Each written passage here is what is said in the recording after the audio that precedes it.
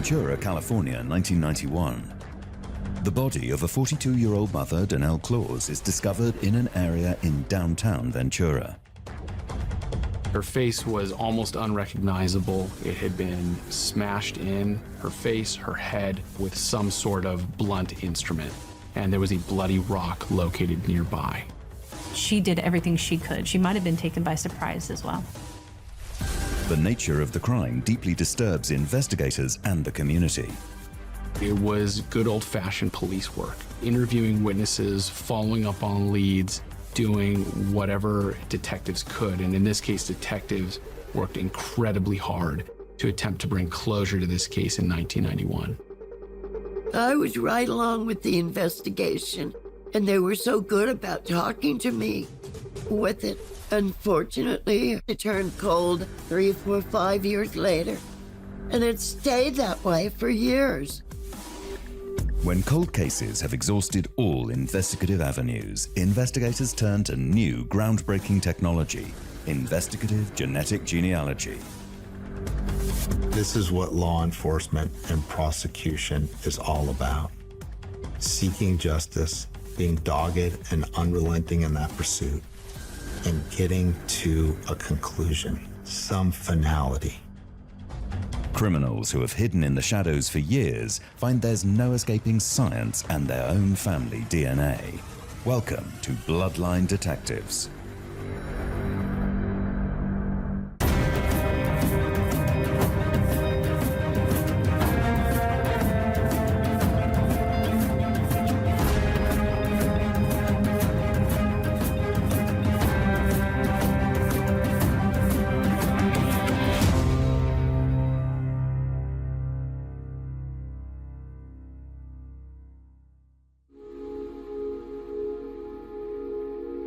Ventura, California, 1991. A coastal city renowned for its beaches, water sports, and flourishing cultural scene.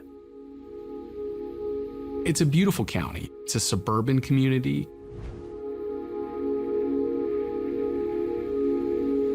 Obviously with beautiful coasts, beautiful mountains, varied terrain. It's a great place to raise a family. There was more crime, particularly more of what we would identify as stranger sexual assaults in 1991 than what we see today. It has deep law enforcement connections and roots. We work collaboratively and closely with the Sheriff's Department as well as all our municipal police agencies. We have a number of biotech companies here. We also have a tech giant here in the city of Ventura known as the Trade Desk. It's also the home of the worldwide apparel giant Patagonia. Danelle Claus, a 42-year-old mother from Ventura, is passionate about art and poetry. We were close as young girls because she was only a year and a month older than me.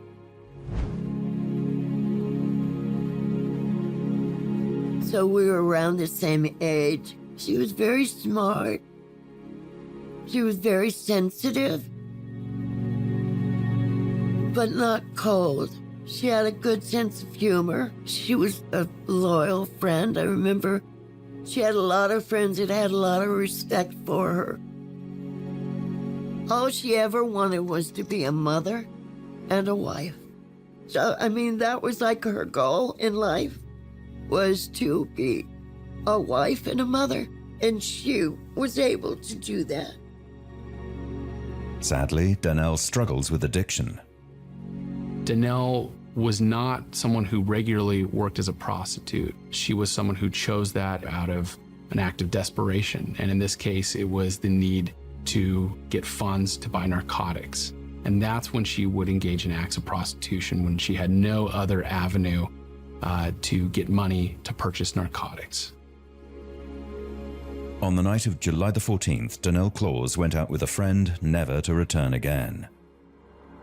I was living on Calorama Street in Ventura, and I remember that night Danielle coming up our alley and honking the horn, telling me hi and asking me what I was doing. I don't know, we just talked. and then her driving away. And the next morning, her friend was driving her car, and her friend came up the same alley, and my sister wasn't with her or her car, and that really upset me. Well, where's my sister? They went looking for her. They searched different locations that she would be.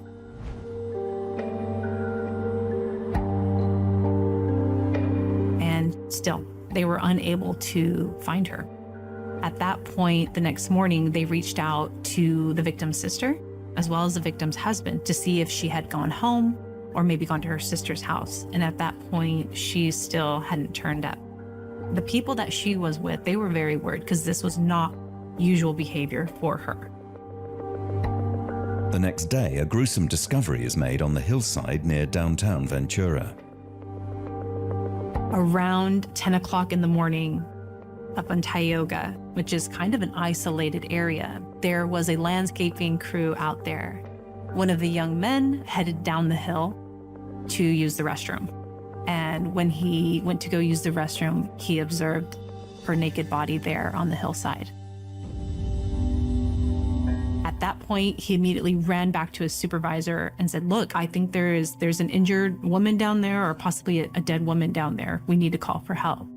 At that point, the supervisor and people still didn't really believe it. They're like, "No, we were just here the day before working. There is no dead body."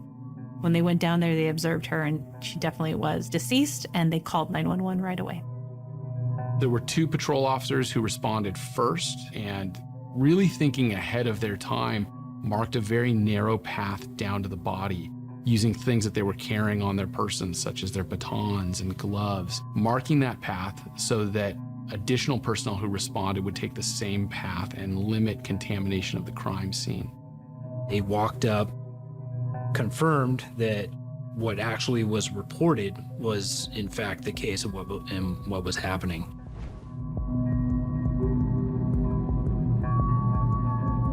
So at that point, once they confirmed that there was a body there and the person was deceased, they backed away and notified the proper channels because it was going to very quickly escalate. That case would go up to detectives and be worked from there. The body was face down. It was the body of a female. She was nude. Her shirt, black shirt, had been pulled up to the top portion of her torso. She had a red pair of panties that was around one of her legs. Her jeans were off and nearby. She was wearing one shoe and socks. The other shoe was never located. You might not see so obviously like shoe wear impressions, possibly a blood trail, possibly, any kind of other fluid, bodily fluid, anything else that might be around the scene as well. So we're not allowed to do anything with the body until the medical examiner has arrived and actually gone over it himself. And then we have permission to start taking photographs. They called in an aerial hook and ladder from the fire department.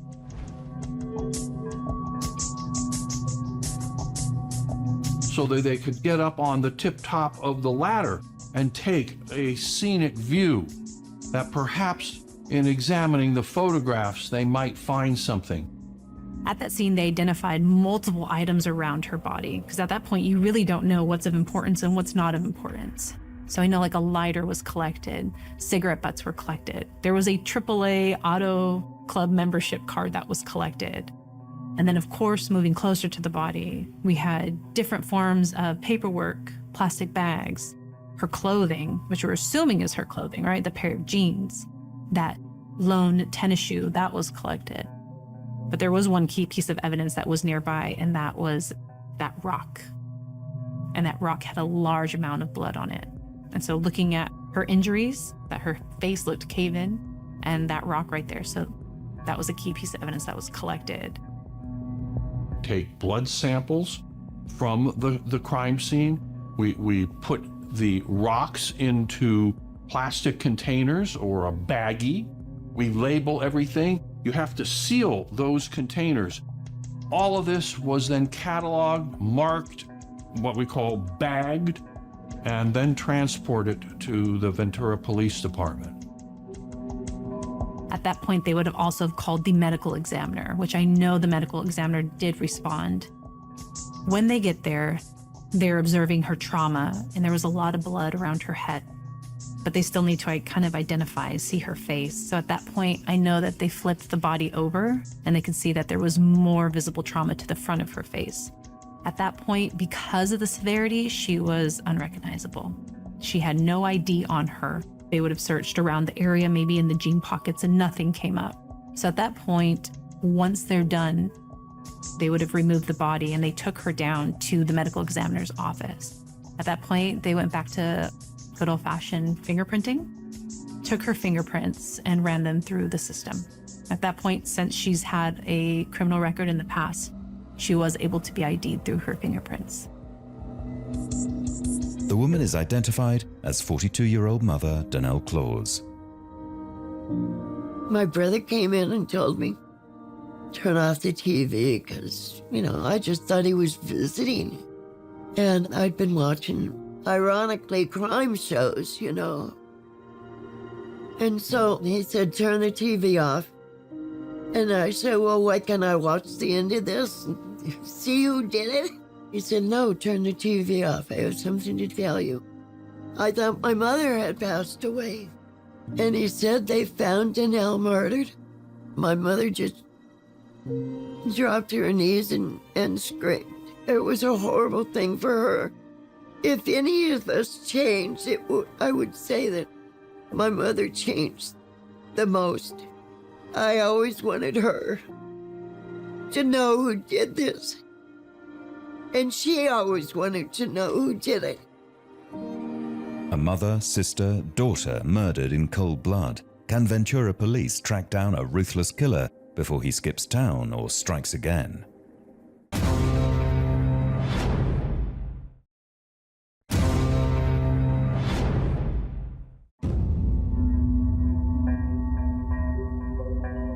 July the 15th, 1991, 42-year-old mother of one, Danelle Claus, goes missing in Ventura, California.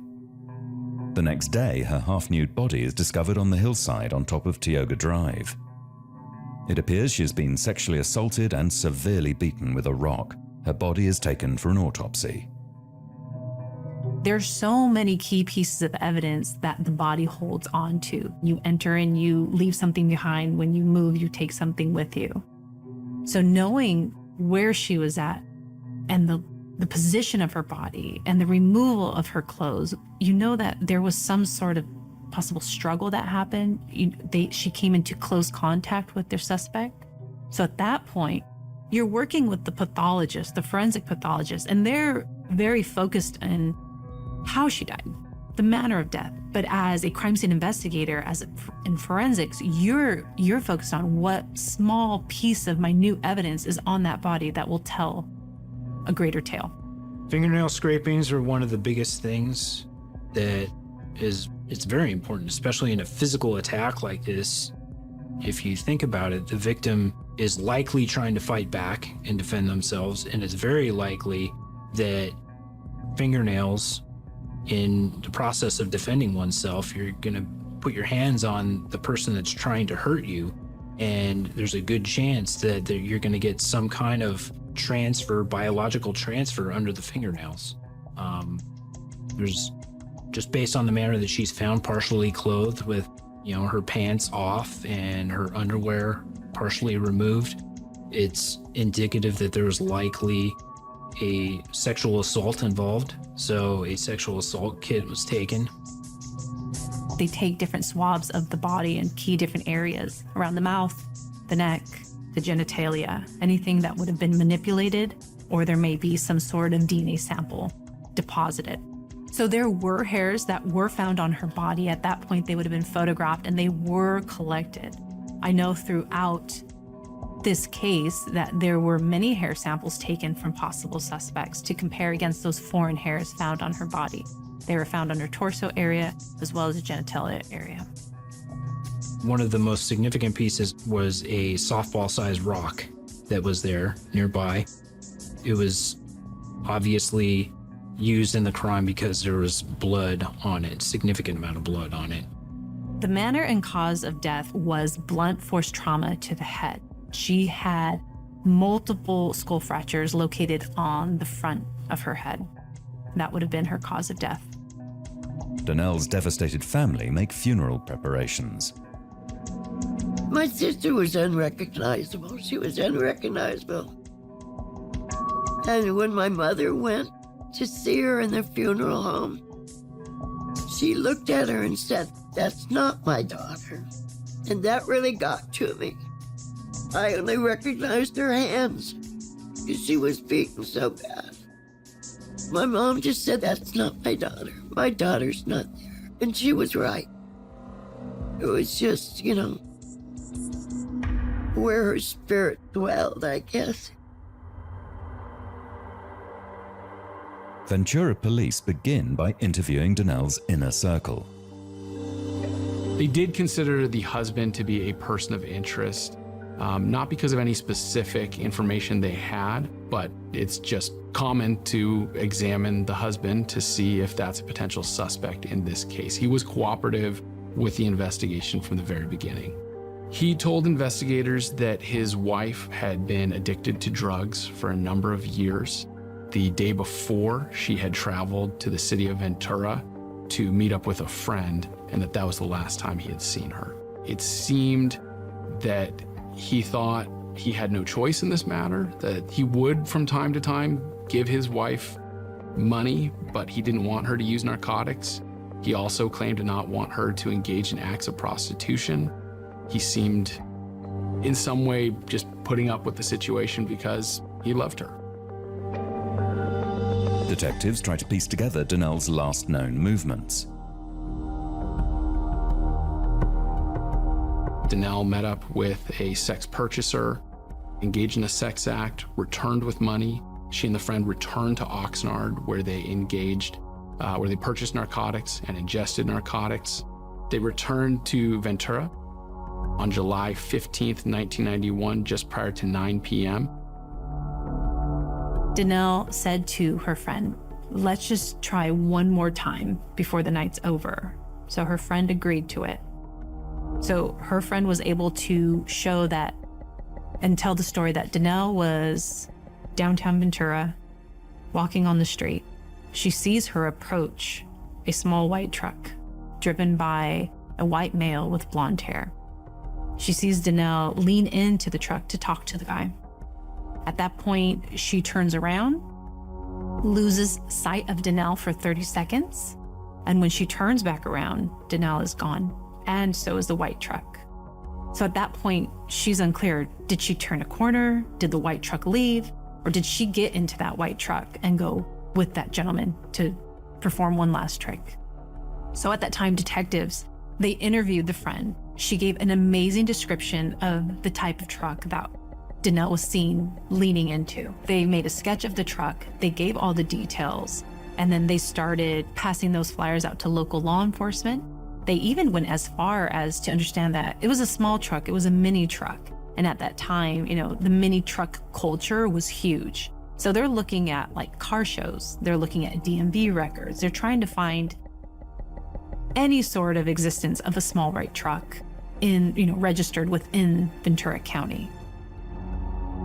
The lead into the white truck is a dead end. Ventura police turn their attention to local sex workers and clientele in the area. Once they started talking to other prostitutes in the area that were familiar with Donnell, that worked the same streets, they were able to start picking up on certain individuals that were frequent customers. And these frequent customers were keyed in on because they either displayed tendencies of being violent with girls or rough with the girls. And so detectives were actually able to track down these men and interview them and actually collect samples, blood samples, hair samples. They looked at her past boyfriends and, relationships she had with other men. And it appeared that everybody that they contacted was willingly giving information about their whereabouts and their relationship with Donnell and the last time that they even touched base with Donnell. There were also people mentioned in the file that they had looked at that were convicted killers or people that were currently awaiting trial because of their role in killing a prostitute or a female very violently. So they really threw their net out wide and gathered information on a wide variety of individuals. In this case, detectives reached out to other jurisdictions to attempt to determine whether there were similar cases in those jurisdictions. They went so far to forward this case to the California Department of Justice to have the case reviewed by criminal profilers to see if a profile could be developed of the assailant that would be useful in the investigation. Reading through that, they determined that he would have violent outbursts, unable to control his emotions, that he would have acted alone, and that he would have no problem talking with other women, and possibly have a history of picking up prostitutes as well.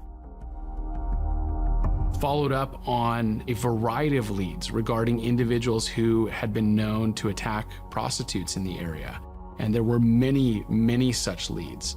There was an individual in Ventura at that time who was suspected of committing a rape of a juvenile and a murder in the state of Oregon.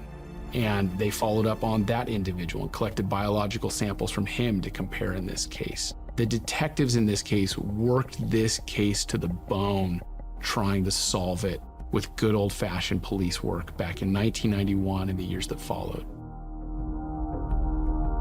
One by one, the leads into who murdered Donnell begin to dwindle. There are reports from 4 years after the crime. So I wouldn't say that there's a date that it actually went cold. It was constantly being worked, and it's difficult. And especially an agency this size, it's a smaller agency, and there's a small handful of detectives that are working it. And you work cases as much as you can work them until they're complete. These cases are a year plus old. And so, unfortunately, it comes down to an issue of manpower. There's not a date that things go cold, but at some point, you work something until all the leads are exhausted. All leads may be exhausted for now, but all hope is not lost. Investigators learn of a new method that is revolutionizing cold cases and solving them across the country. Could this be the missing key to find out who murdered Donnell?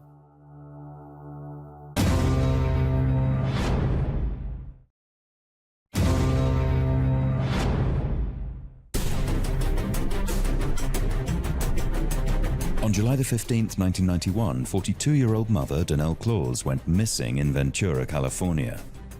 The next day, her body was found, showing signs of sexual assault and blunt force trauma. The search for her killer went cold in the 1990s, but in May 2021, with the emergence of new DNA technology, the case was re-evaluated for testing. In 2001, there was a new tool that had become available to law enforcement known as CODIS, or the Combined DNA Index System. And what was done at that time is the profile that was believed to belong to the suspect that was developed from Donnell's sexual assault kit was uploaded to this new database to see if it would match any known offenders contained within CODIS. Unfortunately, there is no hit in the CODIS database. It was a cold case by then, I guess, and it stayed that way for years. There was a long period of time when, after hearing that, I even went to the Ventura Police Department when I was in the area, and they'd have new people I hadn't met. Their hands were tied, they couldn't do anything. And I always thought, well, you have to keep trying. So the case did go cold again in 2001, and it wasn't until 2021 when Detective Tyler Buck was reviewing cold cases because of the Golden State Killer case. It kind of reignited the fire. He looked at that case, and that's when he, tapped me and my partner on the shoulder and said, "Girls, there is an amazing case. Donnell Claus, 1991, look at it." Well, at the time that this case was reopened, I was in major crimes. I was a detective. I started in 2017, and I started looking into this right after the Golden State Killer case. we have a double homicide that he committed. And after he got identified, I was asked to go through a lot of old reports and calls for service around that time. And I came across this one, and it was 2018. Danelle's case, just from initially going through the case file, I could see that there's something that we could do with this. I feel like currently, with the advances in technology that we have, cases from 1991, they didn't have the same technology back then. And I felt like, depending on what evidence that we had, that we could do something with it. And the first time, I think it was in 2021, they came to my other place and they asked for a picture, a recent picture, or a picture of my sister. So I gave them a better picture than they had. They said, well, we're going to reopen cold cases. Well, I thought that was something. You know, it wasn't like what I was being told all these years, that they just didn't have any leads. But now they were going to reopen it. And I knew that things had been stalled in the past from reopening cases and relooking at people and places, things. And so my prayers became more, and then I began keeping in touch with them more. I talked to Gabby, and I said, hey, Gabby, like, we could potentially work this case. There's stuff to be done with it. Let's jump into it. And so the first thing I know we did is we went and just confirmed what evidence we had. And we realized pretty quickly that the rock and her fingernail clippings had been tested. So we knew that that was one of the first things that we needed to do. Right here, this is Danelle's sexual assault kit that was collected during the autopsy. The key piece of evidence in this case, it displayed the semen on the slides, and it gave us the DNA profile of our suspect. So initially, this was the only item that was tested and put into CODIS. This item yielded an unknown male DNA profile. So we knew that this probably was the killer's DNA profile in here. But then realizing that the rock had never been properly tested, or the fingernail clippings hadn't been tested, we knew we had work ahead of us. At that point, the next thing to be analyzed was the rock. Within 2 months, the data came back and showed that there was an identical profile to this profile in here. The next thing were the fingernail clippings, just reassuring that an identical profile developed on the fingernail clippings was the same profile that was on the rock and the same profile that was here in the sexual assault. This was like the triangulation that locked in and gave us beyond a reasonable doubt that this was our suspect's DNA that we were looking for. This was the individual right here. By September 2021, all the DNA results matched a single unknown suspect. The sample is now ready for forensic genetic genealogy analysis, but the Ventura police need additional funding to proceed. Season of Justice is an amazing nonprofit agency that provides funding to agencies and families that help solve cold cases in violent crimes and missing persons. They are absolutely amazing. So I went on their website, I filled out an application, I gave them like a synopsis of the crime and why we feel it's so important to be able to move forward and the money that we need to be able to move forward. And I think it was about a week later, I heard back from one of their representatives and they said, "Hi, Gabrielle, we absolutely love your case and we would love to fund it. Just please, send us how much you need and we'll get, funding right over to you."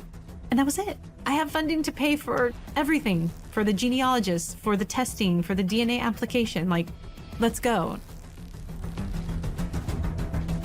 Ventura police research companies specializing in this technique and come across Identified as International founder and president, Dr. Colleen Fitzpatrick. We got involved in this case when Gabrielle Weimar up in Ventura County contacted us.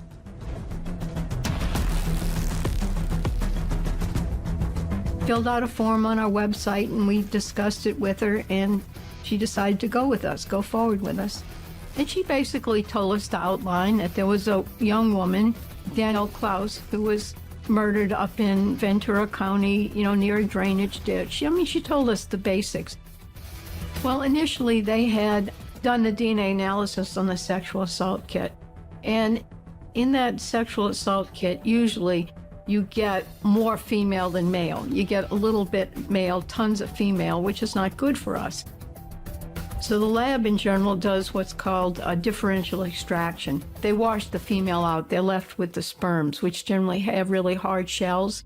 And so once you have that, you can get the DNA of the male only because that's all that's left. So that's what we got, the DNA from the differential extraction that was all male. So we sent it off to gene by gene. And the process they use is they have a chip, and they tune the chip to the markers, the SNPs that we need. So basically, in sort of common language, they put it in the microwave oven, they bake it, and it comes out, and we have the data we need. When we get the data back, it's a SNP file, and we upload the data.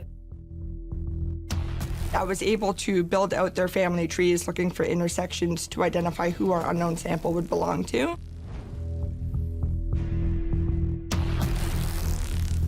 I had come across a line that was of interest because there were intersections between the various matches that I was working on.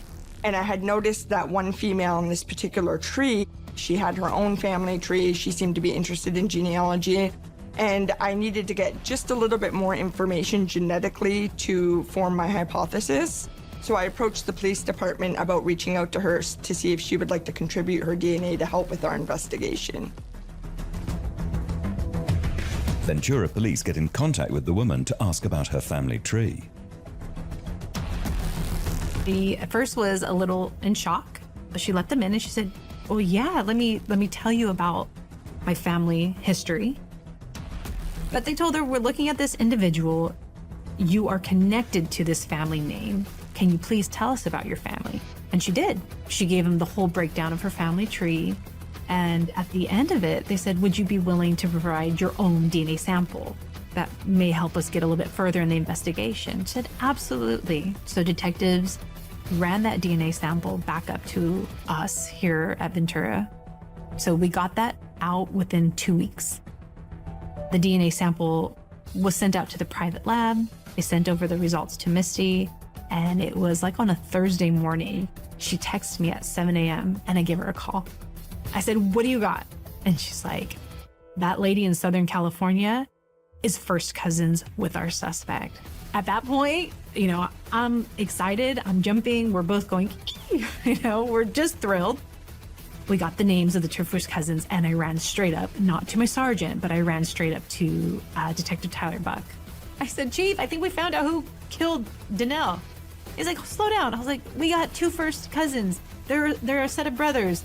One's dead, one's alive, but I think we have it. We have it." The surname of the two brothers is Welch, who both lived in Ventura at the time of the murder. One of them is the killer, but which brother?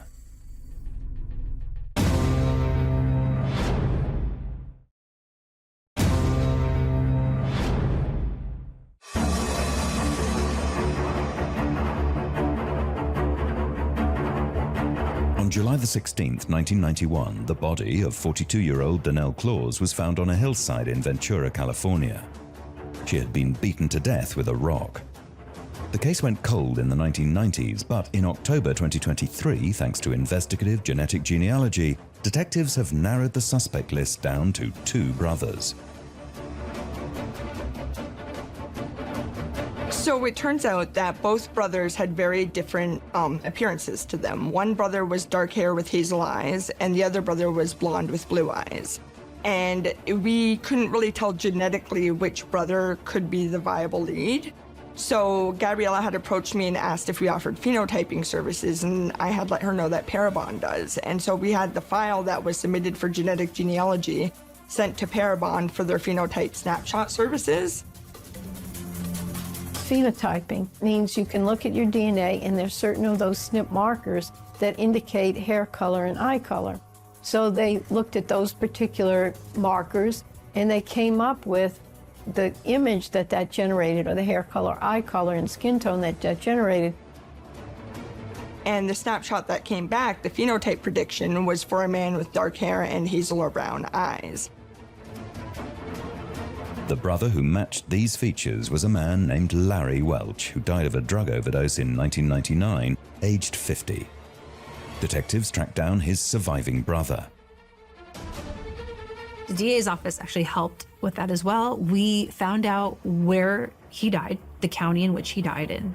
And then from there, we were able to contact their coroner's office. And the coroner's office gave us the information on the case and his manner of death and what happened to his body. So it was learned that he died from a potential drug overdose, and he was cremated. So at that point, we knew that we weren't going to have the opportunity to exhume a body. With that information, then Gabby's team felt comfortable enough to approach the living brother in Virginia because he did not clearly match the phenotype, so it couldn't have been him. Historically, law enforcement in these types of cases will have to look to a half-eaten pizza or a coffee cup or maybe a straw from a fast food restaurant to retrieve and collect a DNA sample of the potential suspect. Here, while there was some initial surveillance, we were able to obtain the cooperation and assistance of the living brother in Virginia. He met with our investigator, he met with a member of the Virginia State Police, talked to both of them, shared crucial information about his deceased brother, and voluntarily gave a DNA sample. And they wanted to know everything, like who Larry was, what was his childhood like, where did he live, everything and anything that they could find out about who our individual was. So I believe they had a very open and free-flowing conversation with the brother.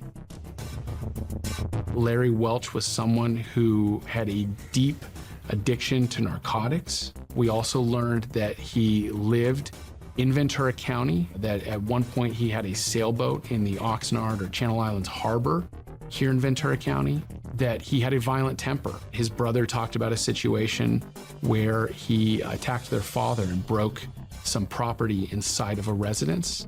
He also told a disturbing story that Larry had shared with him that was disturbingly similar to what happened to Danelle.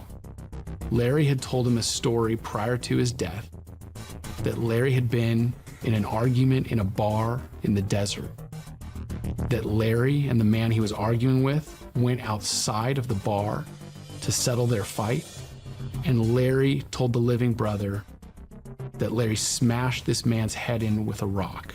Now, we checked in the jurisdictions where Larry lived. There's no report of a homicide like that. And so what we believe is that that was Larry's way of telling what he had done to Danelle in a way that was more palatable. Hearing that gave us chills. We also learned that he drove a white pickup truck. Furthermore, to place him in Ventura County, we learned that he lived at the Channel Islands Marina in the city of Oxnard. He also made a revelation that he had molested a family member. So we had, from hindsight, the profile of somebody who had a very deep and troubled history, who had a violent and very savage streak. So when this all came together, it was not surprising to us that this is somebody who could have taken the life and killed Danelle. Although police are confident they have Danelle's killer, they need a DNA sample from the surviving brother to be sure.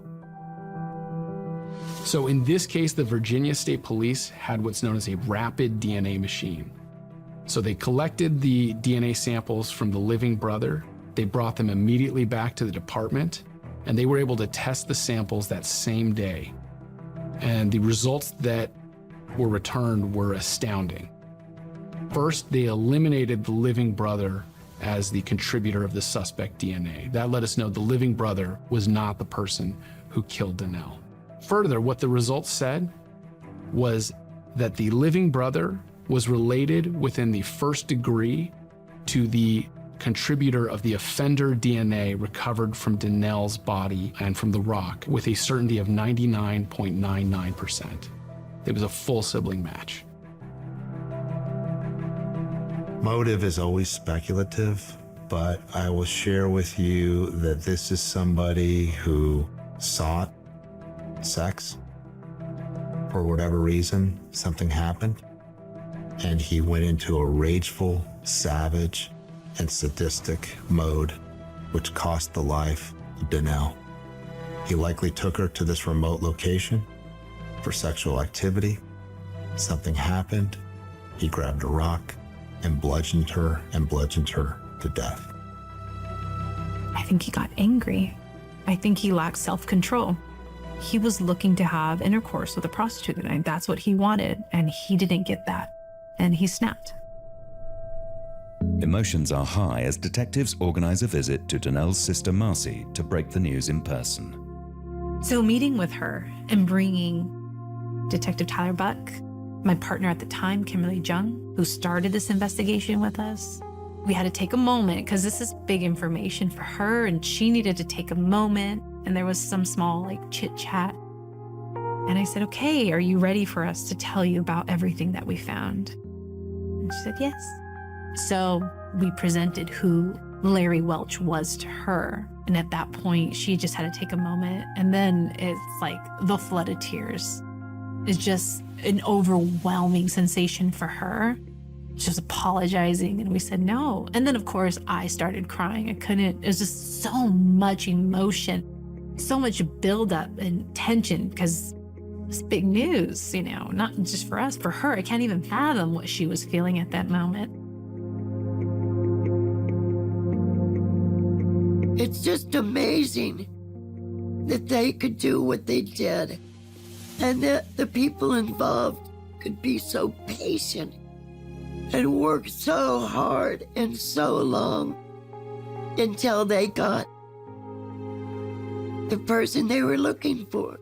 And as far as justice for Larry Welch, just the fact that I had a face and a person and a name to go with her murder and know for a fact that that's who is guilty.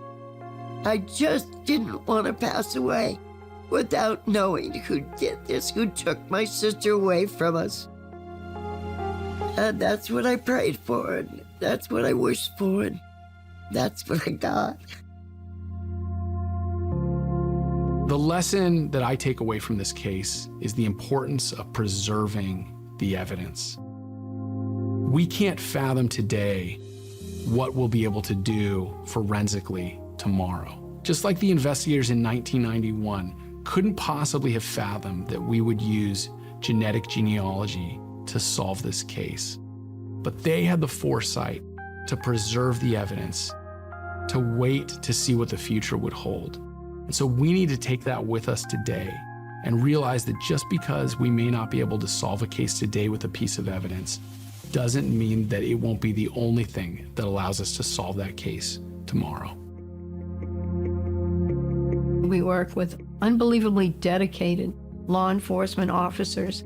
There are many that have devoted their whole careers to solving a particular case. And, they've stuck with it through generations of law enforcement. Some of the law enforcement that we're working with today were children when those crimes happened. They may have read about it in the paper. They may have heard their parents talking about it. They weren't there, but yet they carry the torch. They take seriously what the other generations of detectives have done, and they devote their lives to them. I think it's going to be a very important tool. I see a lot of funding being made available for genetic genealogy now in law enforcement investigations. And I do see the science trending to better results with mixtures, better results with degradation. So I really think it's going to be a more powerful tool the more in time it goes. I felt very honored that I could use a skill set that I have to be able to help police departments and help society not only provide resolution to these cases, but keep society safer in a sense. Victims of crimes are daughters, their brothers, their sons, their sisters. They are people. They are human beings. And her life was taken from her way too soon. She was a mother. She was married. She was a sister. Yes, she had her struggles. Many people do. But she was somebody who also had a deep creative streak. She was an artist. And when we think back about Danelle, that's what I want to remember her for. Her contributions through her art, through her family, and she was taken too soon, but nevertheless, we want her to know that we did ultimately find who did this to her. And we hope that brings some closure to the family. Just want everyone to know, and if Danelle's listening, to know we never gave up on you. We wanted this case to be solved, and we found the person who did this.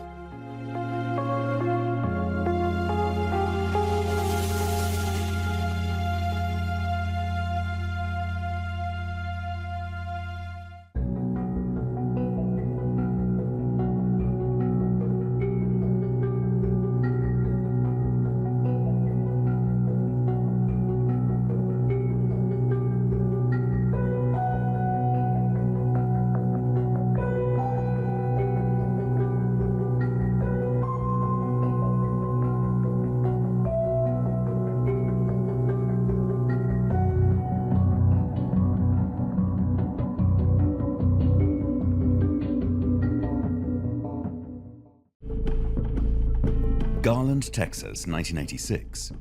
Police are notified of a disturbance at the home of married couple Barbara Carr and Domingo Villarreal. Neighbors of Barbara said that Domingo had showed up at their house with his arms tied behind his back and was covered in blood. He tells them, hey, these two guys just broke into our house, took my wife into a room, they took me into another room, they tied me up. He was able to somehow free himself. Police rush to the scene and enter the home. A blood-curdling scene awaits them. Barbara was lying face down near the front door. She had sustained multiple stab wounds, and there was a lot of blood. They did their best with the scientific evidence they had at the time. The labs weren't as capable then of giving them answers that would be useful for creating leads like they are today. The case went cold then that first year. Years later, advancements in DNA testing and technology break this case wide open. The biggest part of this investigation that moved it forward was our use of investigative genetic genealogy. I believe it was a viable tool to solve this case. I want to find the person who did this. We were actually shocked when the results came back that he could be the one who was responsible for Barbara's death. Criminals who have hidden in the shadows for years find there's no escaping science and their own family DNA. Welcome to Bloodline Detectives.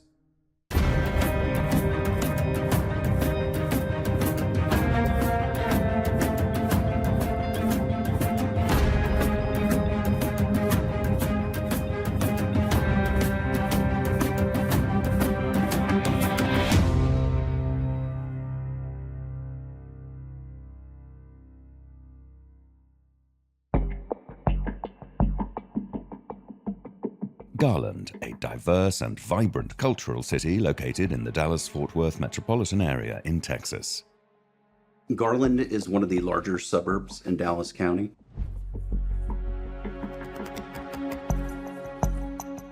Good, hardworking people live there. Garland is a bedroom community, as they would refer to it. It's a suburb of Dallas.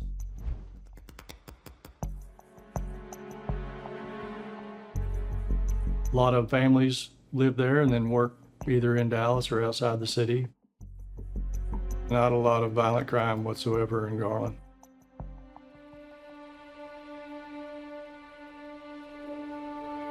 We had 4 kids. I was the oldest and Barbara was the youngest.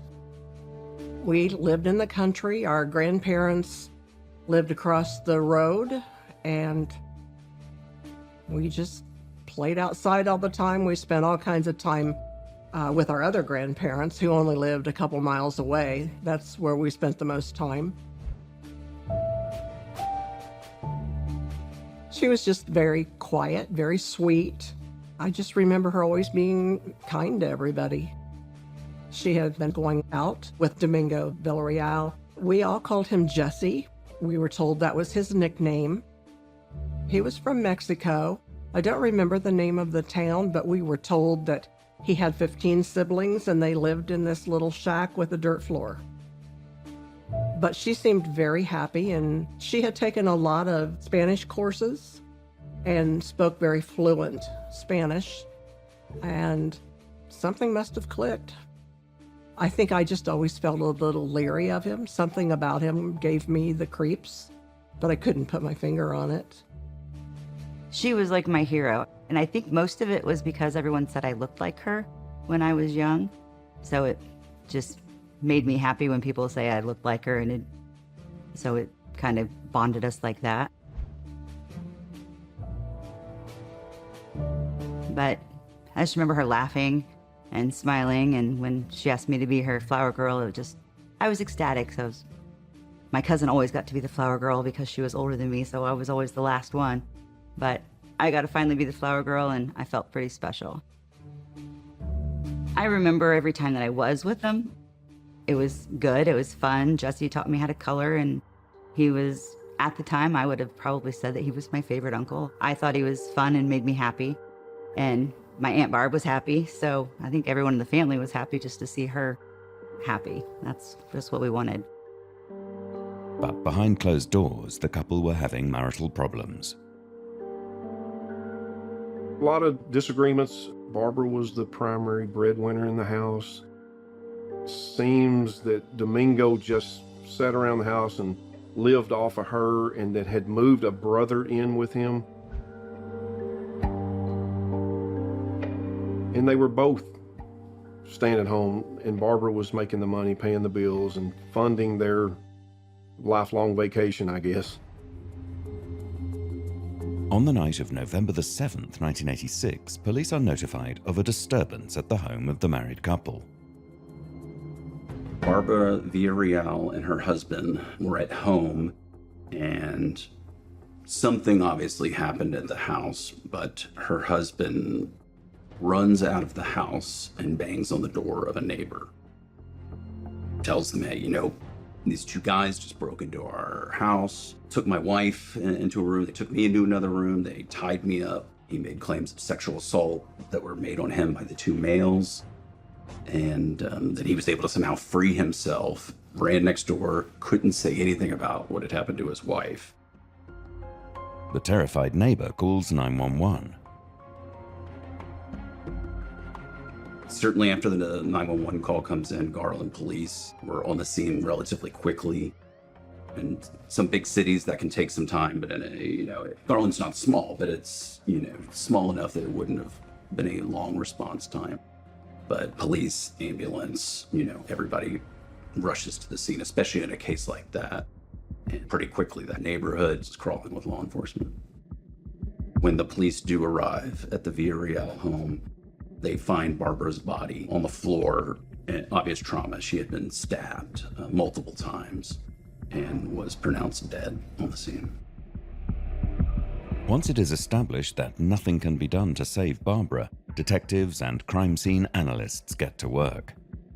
The carpet was soaked in blood. It was clear that it had been a stabbing. There was certainly a large amount of blood where Barbara was on her body, seeping into the carpet. There were some bloodstains in that game room. That's typically going to be mostly the victim's blood. But what was interesting is that there was blood found in other parts of the house, including out on the patio. And if there was a struggle either in that game room where the police, the evidence suggested that's where the struggle was, that's not next to the patio. Whoever had done this would have had to likely travel. That was probably their point of exit. And that blood certainly becomes a much more important and valuable piece of evidence. It's very common that whoever did a stabbing, especially one that was this brutal, almost impossible not to have cut yourself. They also recovered a glove, which had a cut mark in it. And I think pretty quickly, law enforcement realized that that glove had been worn by the murderer, and it was an important piece of evidence. In a serious murder like this, the police are going to collect anything that could be relevant. Now, at the time police are collecting this evidence, they're not sure if it's tied to the offense or not. Near her were several items of clothing. There were a shoebox containing a pair of shoes. The shoes had blood on them, and the shoebox also had blood on it. There were a pair of jeans there that were what I would consider bloody jeans. Obviously, these jeans were either used to clean up or someone was wearing them and got blood all over them, and they took them off and left them there. In 25 years of working homicide cases, I have never seen a single scene where the killer brought a change of clothes and left his bloody clothes laying in the house. There was no signs of forced entry in the house. There a pair of shoes in a shoebox. A killer would bring a shoebox and with shoes, extra shoes. Things didn't sit well with me. The knife was found. It was left at the scene. It was covered in blood and damaged. The blade was damaged. It was a fairly long knife. I remember it was bent, and that's typically from hitting something hard, hitting bone, going through the body. Medical examiners are called to the scene to take a closer look at the body. They take their own photographs, they conduct their own investigation. There's more than trying to find out who did it, is how it was done and why, and maybe not why, but cause of death, manner of death. They would try to preserve any microscopic evidence by bagging her hands, take her fingernail scrapings. Typically when a person fights for their lives, they're going to fight for their lives. They're going to have scrapes and scratches, and Barbara had defensive wounds on her hands that she tried to fight off the person. They're going to be looking at all those things. Trace evidence, even in 1986, there was fibers, different things, clothing, hair. They're looking for a lot of different things. The medical examiner field agent is there to preserve that. At a scene, as a homicide detective, we never move the body. We wait on the medical examiner field agents to come in. When they move, that's when we will take our pictures. We don't touch anything. So they're there to preserve the body as evidence. The hands are going to be bagged, the feet are going to be bagged, the body is going to be itself placed in a bag after it is collected at the scene. Because while, it looks on its face that it's a stabbing case, there could have been other issues at play. You want to see what's on the hand. Is there perpetrator DNA on the hand? Sometimes there's gunshot residue on the hands, and it could be, is this a self-defense case? These are the types of testing that the medical examiner will do that can help determine, whether it was something that was self-inflicted, was it mutual combat, or was this person just purely the victim of somebody attacking her. The body of 27-year-old Barbara Carr is taken in for an autopsy. Typically, the autopsy is they dissect that body to determine what killed her. There's biological evidence that could be left at the body if there was a sexual assault. There was no sexual assault in this case. The evidence does not suggest that at all. The stab wounds, were all over. Often in a case like this, they can say it could have been this stabbing, which was the fatal blow. Sometimes they're not able to tell. There's multiple stab wounds that could kill you, the neck, the heart, the head, and she had stab wounds all over. She was stabbed to death, and it was classified as a homicide. From an investigator standpoint, this type of homicide would be something very personal. The type of anger that it takes to commit a murder of this type, definitely personal. The people of Garland are terrified the killers may strike again. It always causes fear and concern, especially when you don't have an immediate suspect and people feel like there's a potential crazed killer out on the loose. Yeah, it always causes concern. This was not only big news in Garland, but in the Dallas-Fort Worth Metroplex. This was a case that certainly caused and received a great deal of media attention. Anytime there's a home invasion and a young woman is murdered in this fashion, it puts everybody on high alert. The murder investigation is now fully underway. Will detectives find the men responsible for the barbaric stabbing of Barbara Carr?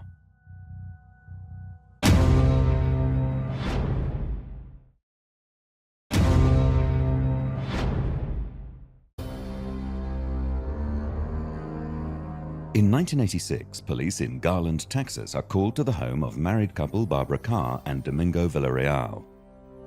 Domingo claimed intruders locked him in a separate room while they attacked Barbara, barbarically stabbing her to death in a vicious assault.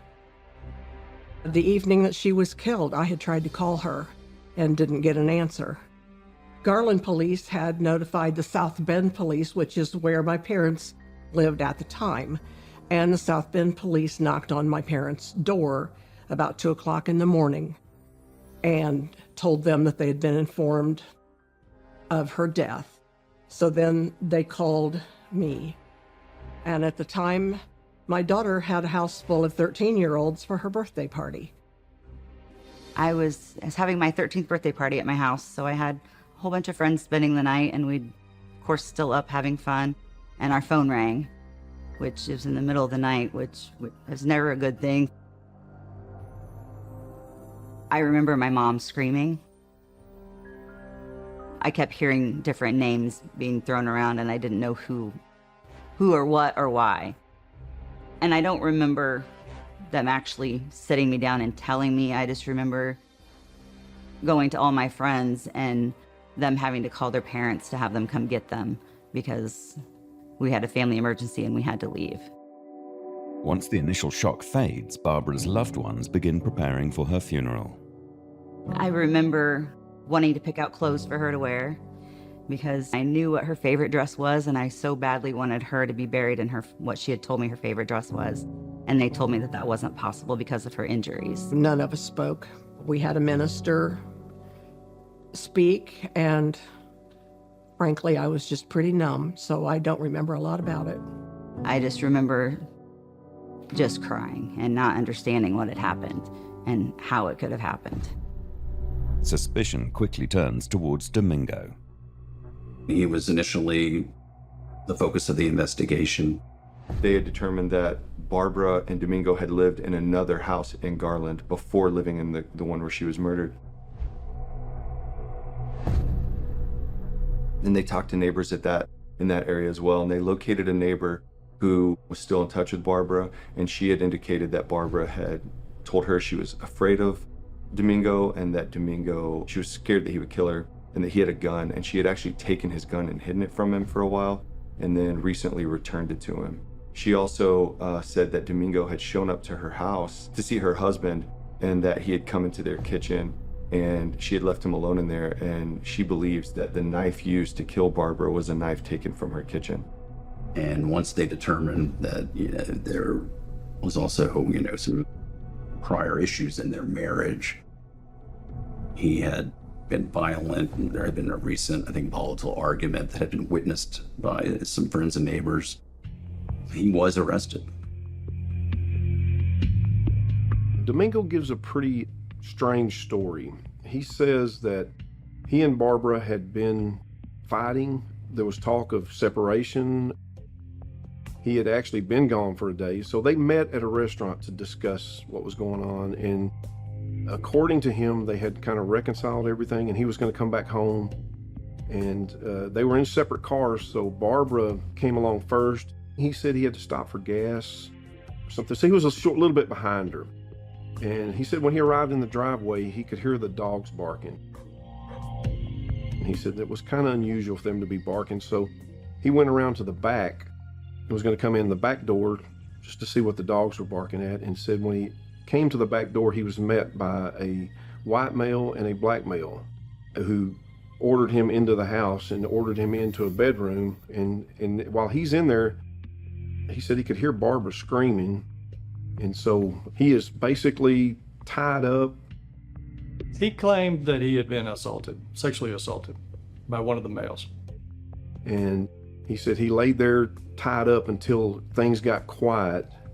And then after he felt that it was quiet and safe to get up, that he managed to get to his feet and get up and run to the neighbor's house. I've heard a lot of crazy stories, and anything can be true, but it's just something about this story didn't sound right.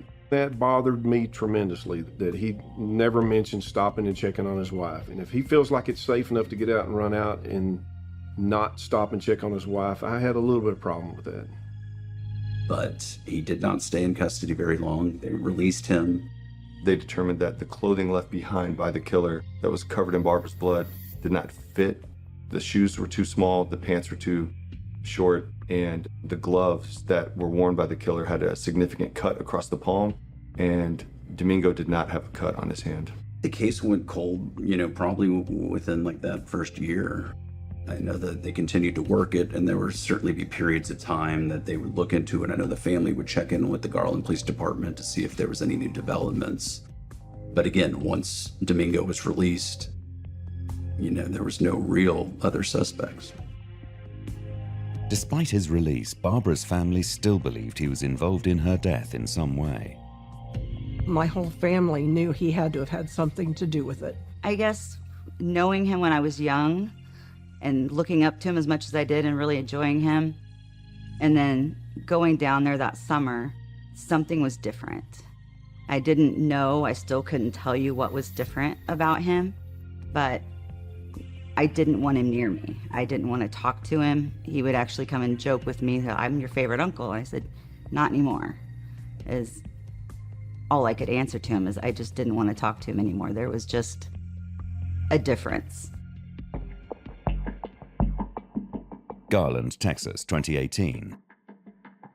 The case has been cold for decades, but suspicion still centered around Domingo Villarreal. Now it is being re-examined by a new team of investigators. CODIS is the National Offender Database for convicted felons in the United States.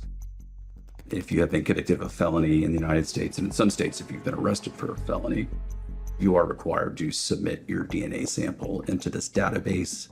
If there is crime scene DNA recovered and it's a strong enough profile, it's then uploaded into CODIS to see if there's a match to any known offenders. Blood samples taken from the crime scene back in 1986 are re-examined. There was blood certainly on clothing. That blood is going to be tested, but the real focus was going to be the glove. There was a cut, a slit in one of the fingers that would have happened during the murder, cutting the murderer, and that the murderer's blood would be on that glove. And then there was the blood that was taken around from that patio. That would have been the point of exit, and therefore you might find the perpetrator's blood there. The result was that there was blood on that glove and on that patio swab that was male DNA, unknown. They entered it into CODIS and there was no match. Detectives are disheartened with this result, but the investigation is far from over thanks to new forensic technology on the horizon. Will Domingo's name be cleared, or is he guilty of his wife's murder?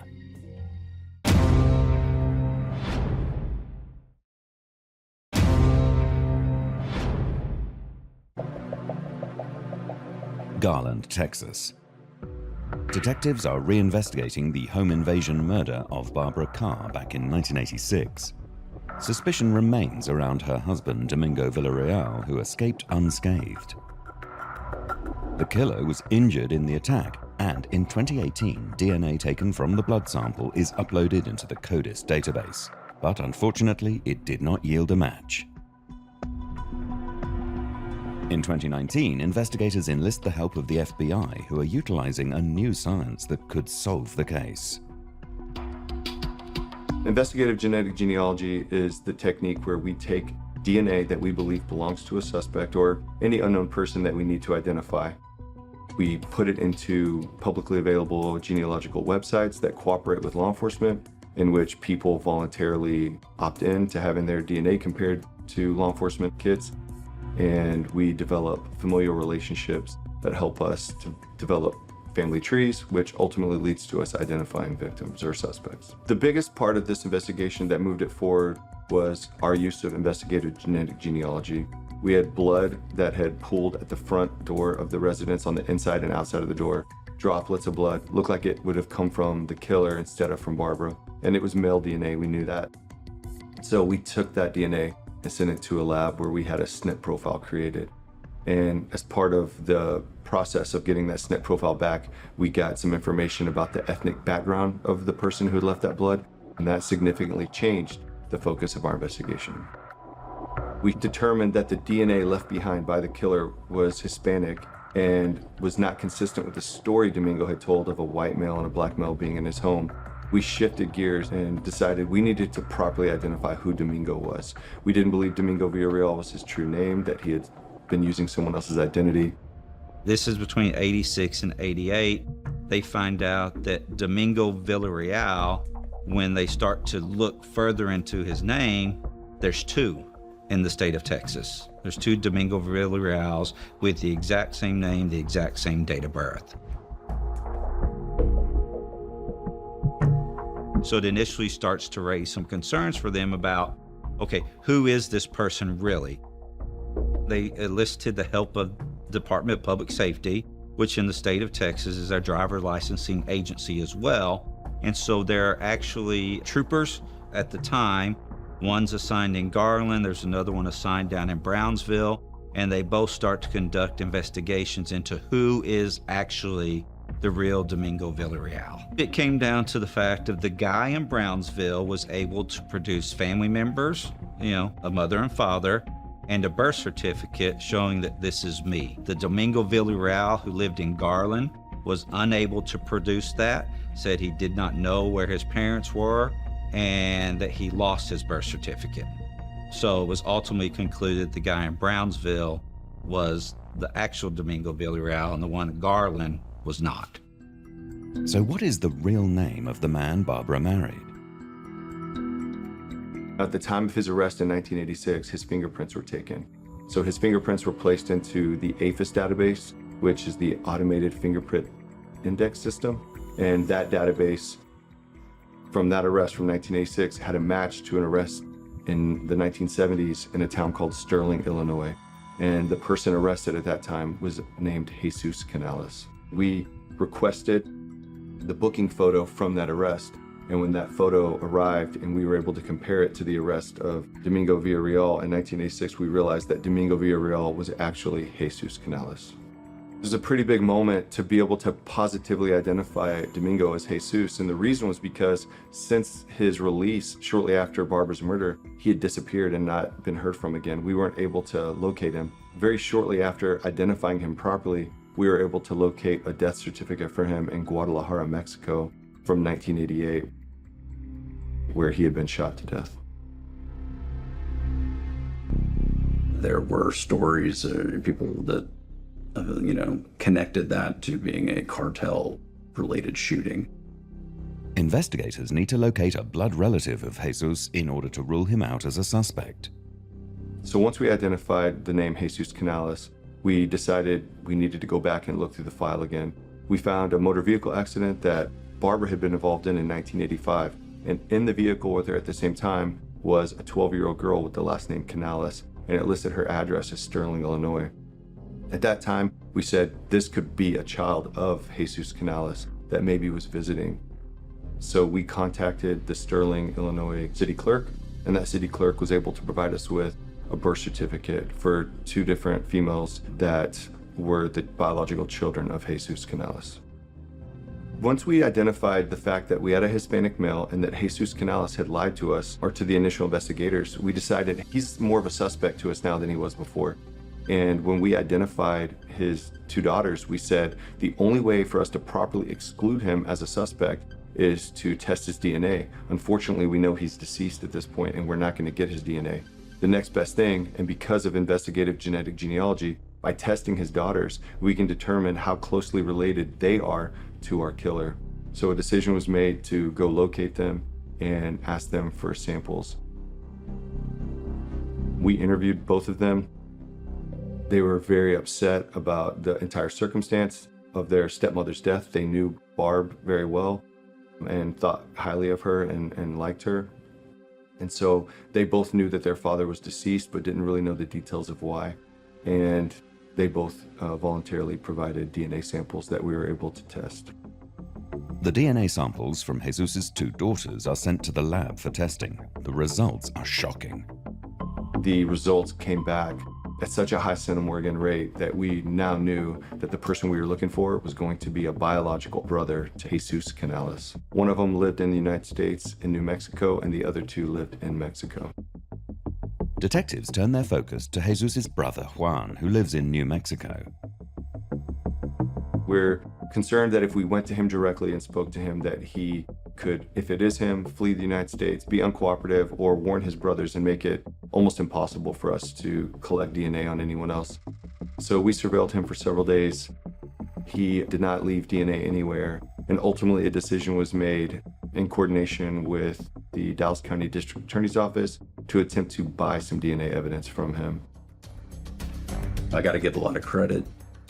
The FBI agents who worked on this case and who were the boots on the ground doing the surveillance on Juan at the time, because a situation arose where they were able to, they were thinking on their feet. And I remember they were calling me while this is all happening, that Juan had gone into a Walmart. I liked Walmart because Walmart has video everywhere. And anytime you get somebody's DNA, you want to be able, and juries want to see it on video, whether it's a trash pull or however. So I was like, great.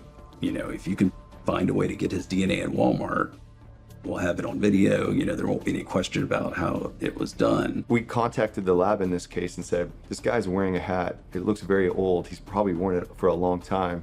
And the lab said, if he's worn it for a significant amount of time, there's going to be a significant amount of DNA in the brim of that cap. And so we decided that the hat would be the best option. So the task force officer approached the brother in Walmart. I just struck up a conversation with him. I offered him a sum of money for his cap. He decided that he'd rather have the money than the hat, and he handed me the hat. Everything worked out. We don't believe he suspected a thing. Probably wondering why this guy just overpaid for, what wasn't probably the greatest hat in the world. But we had the hat.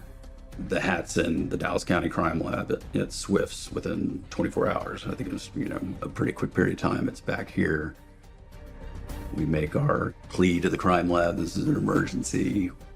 We need you to run this as fast as you can. And as they always do, Swift's did an amazing job getting it done. But we get the profile back, and it's not our suspect profile. Investigators turn their focus to the remaining brother, Liborio, who lives in Mexico. Arresting a Mexican citizen in Mexico could be tremendously complex. But we can't even do that until we get the DNA match. So this is where kinship analysis comes into play, because we knew that he had 2 daughters who lived in New Mexico. And so we were thinking, how would we be able to tie their paternal relationship to our suspect? And could we even do that? Fortunately for us, there was a big break in another case in another part of the country. They had used a paternity test to prove their subject was responsible for the murder. So we contacted the prosecutor, Leighton D'Antoni, who we work very closely with, and said, hey, did you see this on the news, this other case? This is significant for us. Can we do this here in Dallas? Agent White and I went and met with the directors over at Swift's of the DNA biology department. Asked them, they were familiar with kinship analysis. We showed them how it had been done in this other case. And they said, we could do that. It was the first time that we had done kinship analysis in Dallas. In February 2023, investigators organize a surreptitious DNA collection from Liborio's daughters in Lovington, New Mexico. When people bring their trash to the curb, it's abandoned, and law enforcement is allowed to collect abandoned DNA. When people leave it in restaurants or anywhere they go, that they leave a cigarette butt or anything, anyone can collect that. And so in this case, we collected some trash, and in that trash was a water bottle. That water bottle was tested, and the DNA came back from the lab that it was very statistically likely to be the child, the same suspect, who left behind DNA at the crime scene where Barbara was found. Additionally, we had found that this particular brother had briefly lived in the United States, so we felt like it was possible that he could be the one who was responsible for Barbara's death. That brother's name was Liborio Canales. Thanks to kinship analysis, investigators are now almost certain that Domingo's brother Liborio is Barbara's killer. But they need to bring him in for questioning and secure his DNA to be 100% sure. Initially, we start thinking right away, okay, well, how are we going to get him? So we know from looking at border crossings, even before this, we talked about he had a resident alien status in the United States. To keep that resident alien status, he had to cross into the country periodically, or that status gets revoked. So he had to come to the U.S. as we're watching his border crossings. June comes, he doesn't cross. So now we're like, I don't know if he's coming back. On July 17th, 2023, Detective Shoup was notified, I think it was right after lunch, that he had crossed the border from Mexico into the United States. I go by Detective Lambert's desk. I said, hey, Liborio's crossed. He's in the United States. We're going to New Mexico. Investigators hit the road. We're in communication with Agent White, and we're talking with him, and we learned that within 4 to 6 hours of crossing the border, he can probably be back in the New Mexico area. At a certain point, we contacted that residence and talked to family members, and they gave us a location that he was going to be at a restaurant, and working with them and local law enforcement and the FBI and the task force, he was arrested and taken back to the police station where he was interviewed. It is the moment investigators have been waiting for. In the interrogation, will Liborio Canales admit to murdering his sister-in-law, Barbara Carr, back in 1986, or will he deny everything?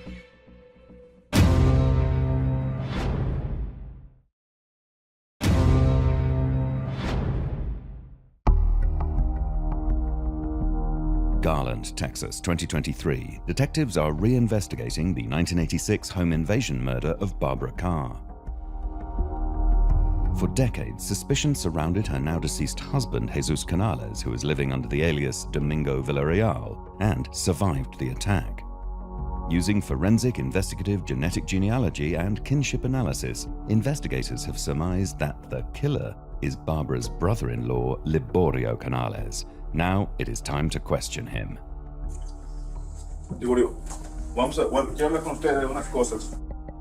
We had an officer from Lovington PD sit in with us as well, who could help translate for us.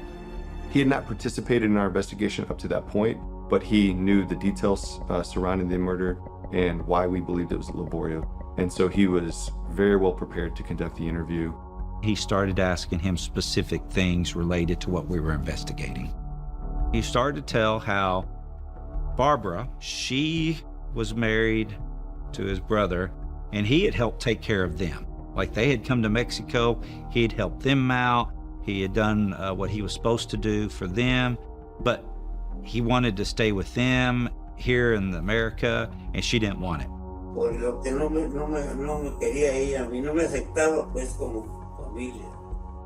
She didn't want to have anything to do with them. She didn't want him in her house. And, you know, he said that made him angry. Entonces, ¿usted le tenía rencor a ellos? Más o menos eso tenía rencor. ¿Por qué? Porque a mí no me querían ahí en la casa. He had asked his brother if he could come stay with Jesse or Jesus and Barbara, and they had told him no, that they wouldn't let him do that. And he believed that they had turned their backs on him, and it was really upsetting to him. So he asked his mother where they were staying, where they lived. He traveled to the Dallas area. ¿Y usted viajó para aquí para Dallas? Así es. And then he went into the home and he violently murdered Barbara. ¿Cuántas veces usted la agredió con el cuchillo? No te aseguro, pero sí la leí. ¿Cuántas veces? No exactamente. 100. O a lo mejor más, no me acuerdo. We asked him if his brother Jesus was involved in any way. He said no. And he said, my brother wasn't there. And we're like, okay, well, your brother told the police there's a black male and a white male inside the house. Well, we know now that that's not true, because we have what Liborio's telling us. He goes, I don't know what my brother told y'all. My brother wasn't there, and if he was there, I would have killed him too. I absolutely feel like Domingo had something to do with it. Too many lies. I mean, who tied him up? Who did the half-hearted job of tying him? I think he lied. He knew his brother did this. I don't have any doubt. I don't have any doubt he was part of it. The fact that Jesus made up this story makes it look like he was involved, obviously. But I don't know why Liborio, while confessing to a murder, would not just say, yeah, my brother was involved in this, considering he knows his brother is now deceased. But he was adamant that Jesus was not involved, he was not present during the murder, and that if he had been, he would have killed him. We further asked him, did you eventually talk to Jesus about this when Jesus fled back to Mexico? And he said no, he had never told him that he did it. He had never told anyone he had done it. I think Liberio and Domingo planned to kill her. I just think they had to work it out and plan it. I don't think that two brothers would just get together and go, hey, let's kill your wife today. I think they discussed it and talked about it and had a plan on how they were going to do it and what he was going to say. To the neighbor and the investigators, when they questioned him, I think he couldn't divorce her because he would lose everything. He would lose the house, he would lose everything. Because he didn't support her, he didn't do anything. So everything would have went to her, and this is just my thoughts. But I believe he had, in his eyes, I'm sure was no other option but to kill her so he could keep everything. His brother, Liborio Canales, did the stabbing and killed her. He's admitted his involvement. He's told us his account of what happened. It matches up to the evidence we had at the scene. A matter of fact, he actually makes a stabbing motion with his right hand. And then he talks about being cut, and he even pulls his hand up and he's talking about his finger. ¿Tiene cicatriz ahí? No, pero veo aquí en medio. No sé, igual te doy un gesto. So then we talked to him about the gloves we found and whatnot, and he admits to that. ¿Usted sabía que había dejado sus guantes y su sangre ahí? I think his motive was white-hot rage. I think he was just incensed that someone would disrespect him. So incensed that he drove many, many hours to Dallas, Texas to commit a murder. It's kind of unfathomable to think that you could maintain that anger for that long for something so petty, not being allowed to stay at someone's home. But to Liborio, it was just a very upsetting thing. He was 49 years old at the time he committed the murder. I think that's pretty significant. When we were looking at the three brother options we had, Liborio was the oldest one, and honestly, we considered him the least likely suspect just based on his age. You know, typically you'd think someone almost 50 years old would be more level-headed. A brother who might have been in his 20s might be more prone to violence, but in this case, it just didn't matter. Like, Liborio was violent, and he wanted revenge for the insult that he thought he had taken from his brother. We asked him if he'd be willing to provide a sample of his DNA. So he signed a consent form and we obtained his DNA. It was delivered to SWIFT's, Southwest Institute of Forensic Science, for a direct comparison. It was a match. So the DNA from Liborio Canales was a match for the blood from the front porch of the unknown male subject, the blood from the gloves that were inside the house. Then we realized we got to call the family. We ultimately got a hold of one of Barbara's sisters. So he called my sister, Kathy, which luckily she'd been in the same job with the same phone number for 30 years. So he was able to get a hold of her, and then she set up a family call to let the rest of us know. This is going to be the good phone call where I say, hey, we got him, and he's arrested. And it was one of those things, it was kind of, I don't know the right words, it was kind of surreal for me. It was a different type phone call. Obviously, it's emotional. You know, the family, obviously they're happy, they're grateful, you know, but they're upset all at the same time. You know, the day's finally come here, that, you know, their belief about who could have been involved and, you know, a relative to the person that, you know, Barbara married is true. We knew it had to be somehow related to her husband. If he didn't do it, somebody he knew did.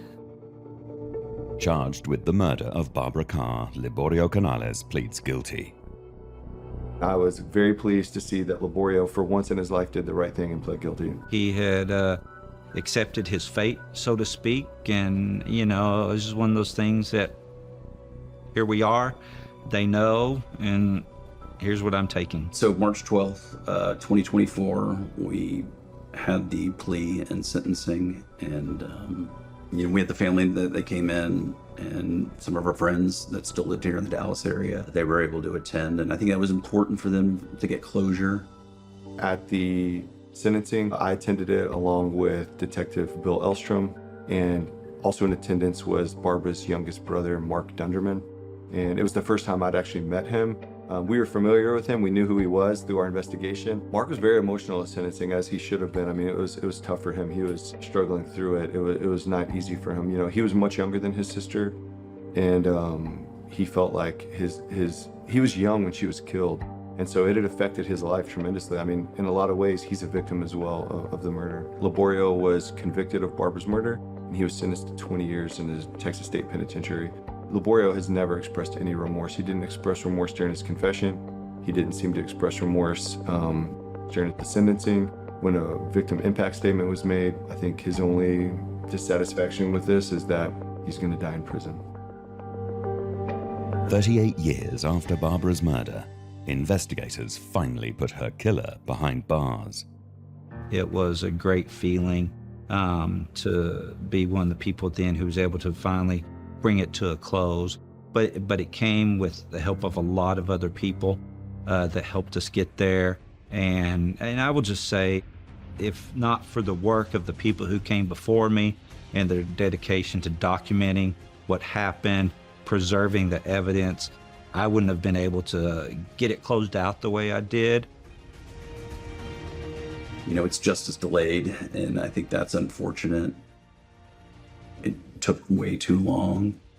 And that's nobody's fault, though. Nobody that worked on this case's fault. You know, this wasn't a case that was forgotten. You know, people cared about this case. Garland Police Department cared about this case. It just took the time of genetic genealogy to be a viable tool to solve this case. I believe it would be closure for the family, but that's also in how they take it. You know, it's easy to say closure from my perspective, but I'm not the person that's lost a loved one to a violent crime.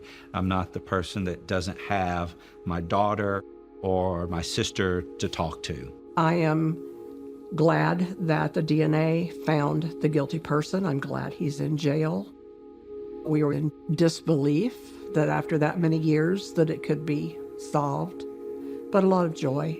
I remember even some of the girls that were at my sleepover that night for my 13th birthday party, some of them reached out to me when we had announced that it had happened, that they remembered very vividly that night as well, and how much they had thought about it over the years and praying that it got solved. I'm just glad it's closed. I thought about her every day. I mean, there's been very few days that she hasn't came to my mind, and just think of the happy things about her.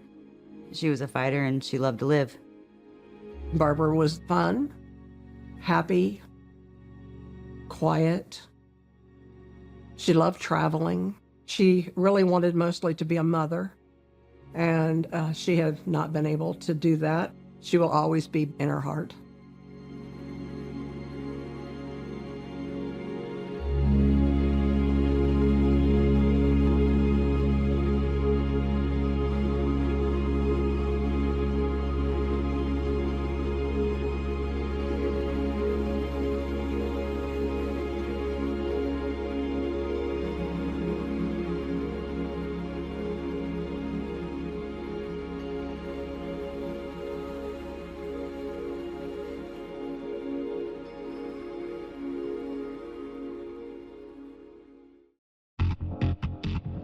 In Seabrook, Texas, 1983, 20-year-old Susan Eads is out drinking with friends after a long day's work. There was one man there that kept asking her either to dance or asking her something, and she kept refusing. He left around the same time Susan left. I believe that he probably attacked Susan in the parking lot of Jason's Club. Susan never makes it home that night. Her body was found near the yacht basins there in Seabrook on Nassau Road 1. She put up a fight that it was a struggle between her and the suspect in this case. Texas Rangers and Seabrook Police Department are determined to find the killer, but as the years pass, he evades justice. Nobody knew the suspect. People became more and more scared. Did they have a killer running loose here that was going to do this again? All logical investigative leads had been exhausted, and this was very much a true whodunit. That is, until the case is taken off the shelf due to staggering advances in DNA science. We were kind of at a standstill, and we decided to look into genealogy, to construct a family tree, to find who this person was. Criminals who have hidden in the shadows for years find there's no escaping science and their own family DNA. Welcome to Bloodline Detectives.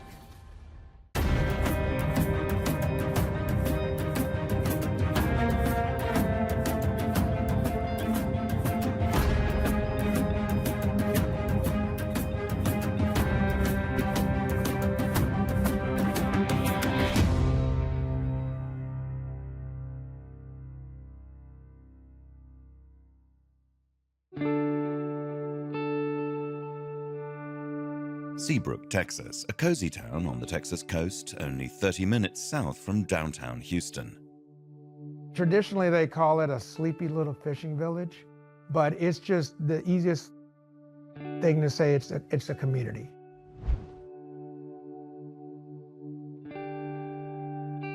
It's one of the nicest, friendliest communities that's on the water, so it has a little bit of everything. Then it was a very small community. It was population probably less than 5,000. It was the largest boating entity in probably the United States at that time. Now there's quite a few more that's grown it. We had a lot of people that lived on boats during the summer, so the summer months the population was more than the regular. But everybody knew each other. They knew the police officers. The community was available for anything that we had going. It was just a lovely place to live. But the seaside town is not immune to danger. We get it all. We've had homicide cases, we've had assaults, sexual assaults, burglaries, theft. We get the same crime as major cities, we just don't get the volume.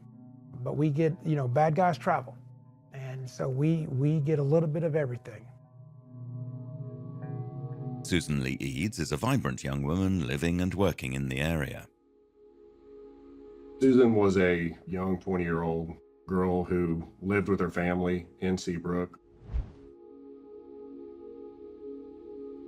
They had moved just a few years before to Seabrook, and Susan was, a great girl. Everybody seemed to like her. Susie was a little bitty thing, but big as a lion. She was ferocious. I was the oldest brother, and we didn't have a dad, so I tried to cover the emergencies. Like, at times we had fun as a family. It was probably going to the pool at my uncle's house. He had almost an Olympic-sized swimming pool at Hobby Airport. And so those are some really great times that didn't have to worry about fixing something or solving something. That's what I remember the most. I mean, best interactions I remember, other than maybe Christmas times and things like that. Susan was diagnosed with scoliosis, which began to increase its impact on her life as she grew up.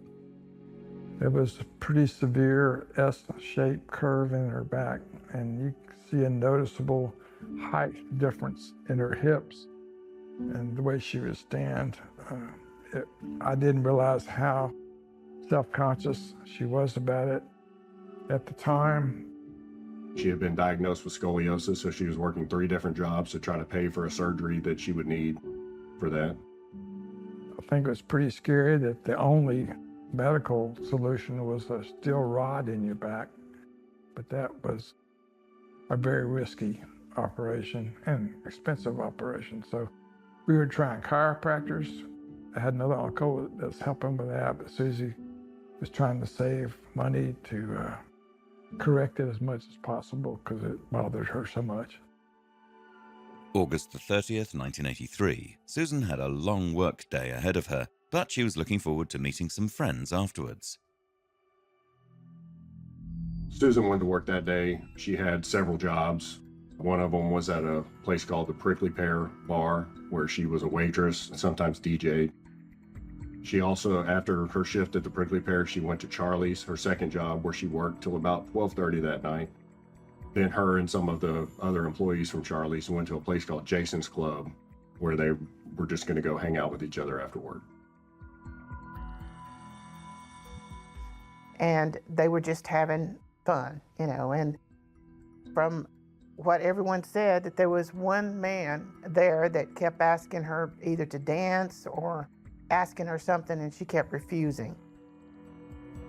But she left alone. When she left, most of the ones that saw her leave said she left alone. But a few minutes afterwards, a person was seen leaving behind her.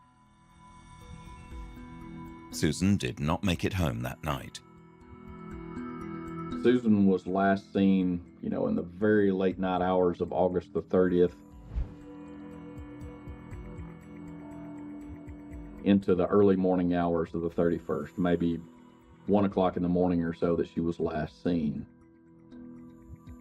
There was no cell phones back then. That's number one. So if she had a boyfriend, the only boyfriend I've ever really known her to have, Bobby, and sometimes maybe she wouldn't come home, maybe stay at Bobby's. And so I don't think that was extremely unusual so that it would alert my mother too much. Of course, you always worry, you're a parent. When you don't know where your kid is, regardless of their age, it's worrisome. The next day, a disturbing discovery is made.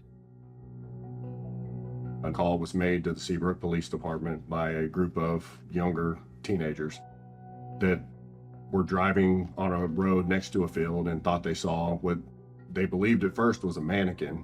And they got out of their vehicle, went and checked, and saw that it was a body, a human body. The horrified teens immediately call the police. The Seabrook Police Department, this is prior to what we know as 911, the emergency number. So back then you would actually have to dial 281-932-10,000 to get the police department. Everyone now knows 911. That's not the way it was back then. Once it was dispatched to an officer, the officer would go first, just a patrol officer would go check the area. And then once that officer got on scene and found that there was a bigger case, like a homicide, then they would contact detectives to come investigate. They were dispatched to a vacant lot near a ditch right off of Nassau Road 1 at the corner of Elam Street in Seabrook. There's a boat sales building right next to this lot. They found a car parked near that building, found a woman's shoe in the car, and a short distance away in the field, they found the body of a young woman, small in stature, with no clothes on, laying face down in the middle of the field. Detectives would have been called to the scene, and they would come out and do the best they could do with what they have, and that would be photograph. That would be, obviously, collect the body and anything they found around it. They found several of her clothing items laying near her and saw that there was some sort of ligature around her neck with a stick intertwined in the ligature. Detectives turn their attention to a parked vehicle located near the body. They would process the car, trying to even determine in those days who this car belonged to. We ran the license plate on the vehicle, and it did come back to Susan's mother. So we're pretty sure that we were probably dealing with one of the Eads family. Susan or her mother or somebody, we didn't know at the time, but we figured it was the Eads family. Police found a prescription bottle in the car with the name Susan Eads on it and assumed that that was the name of the victim and contacted Susan Eads' family. The lieutenant went with me, and on the way he kept telling me how we should do this. And there's no way that you can plan in your mind that you're going to do this. You just have to pretty well go with what happens. Once we got there, Susan's mother answered the door, Shirley, and she identified herself, and we asked, did she have a daughter named Susan, which was traumatic to me because you can't hardly speak at that time. You're overwhelmed yourself. And she said yes, and she invited us in. We went in and we had to tell her that her daughter was dead.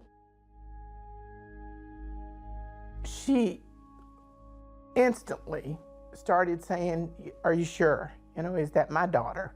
It can't be my daughter," you know, that sort of thing. Denial set in, and we assured her that we were fairly certain that it was Susan, and she just crumpled and cried.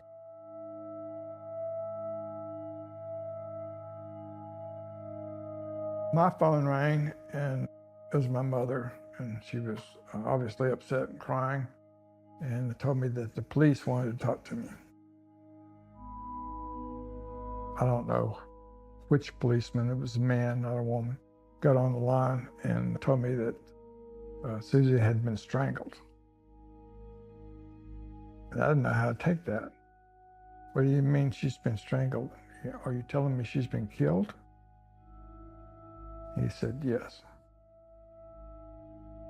And so immediately, me and my wife Karen, we packed up and drove over to my mother's house. Of course, when I got there, it was chaos. My mother always sat in her rocking chair, and everybody was crying. I don't know how many policemen that was there, but it was a bunch. All we could do is hug her and tell her that we were going to do the best we could do to find who did that. The body of a young woman found, a family's life changed forever, and a killer on the loose.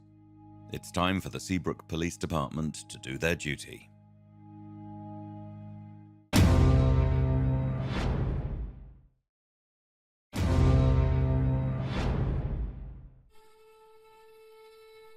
On August the 30th, 1983, the cozy seaside town of Seabrook, Texas is plunged into terror when a group of teens discover the nude body of 20-year-old waitress Susan Eads in a vacant lot, with her vehicle parked nearby.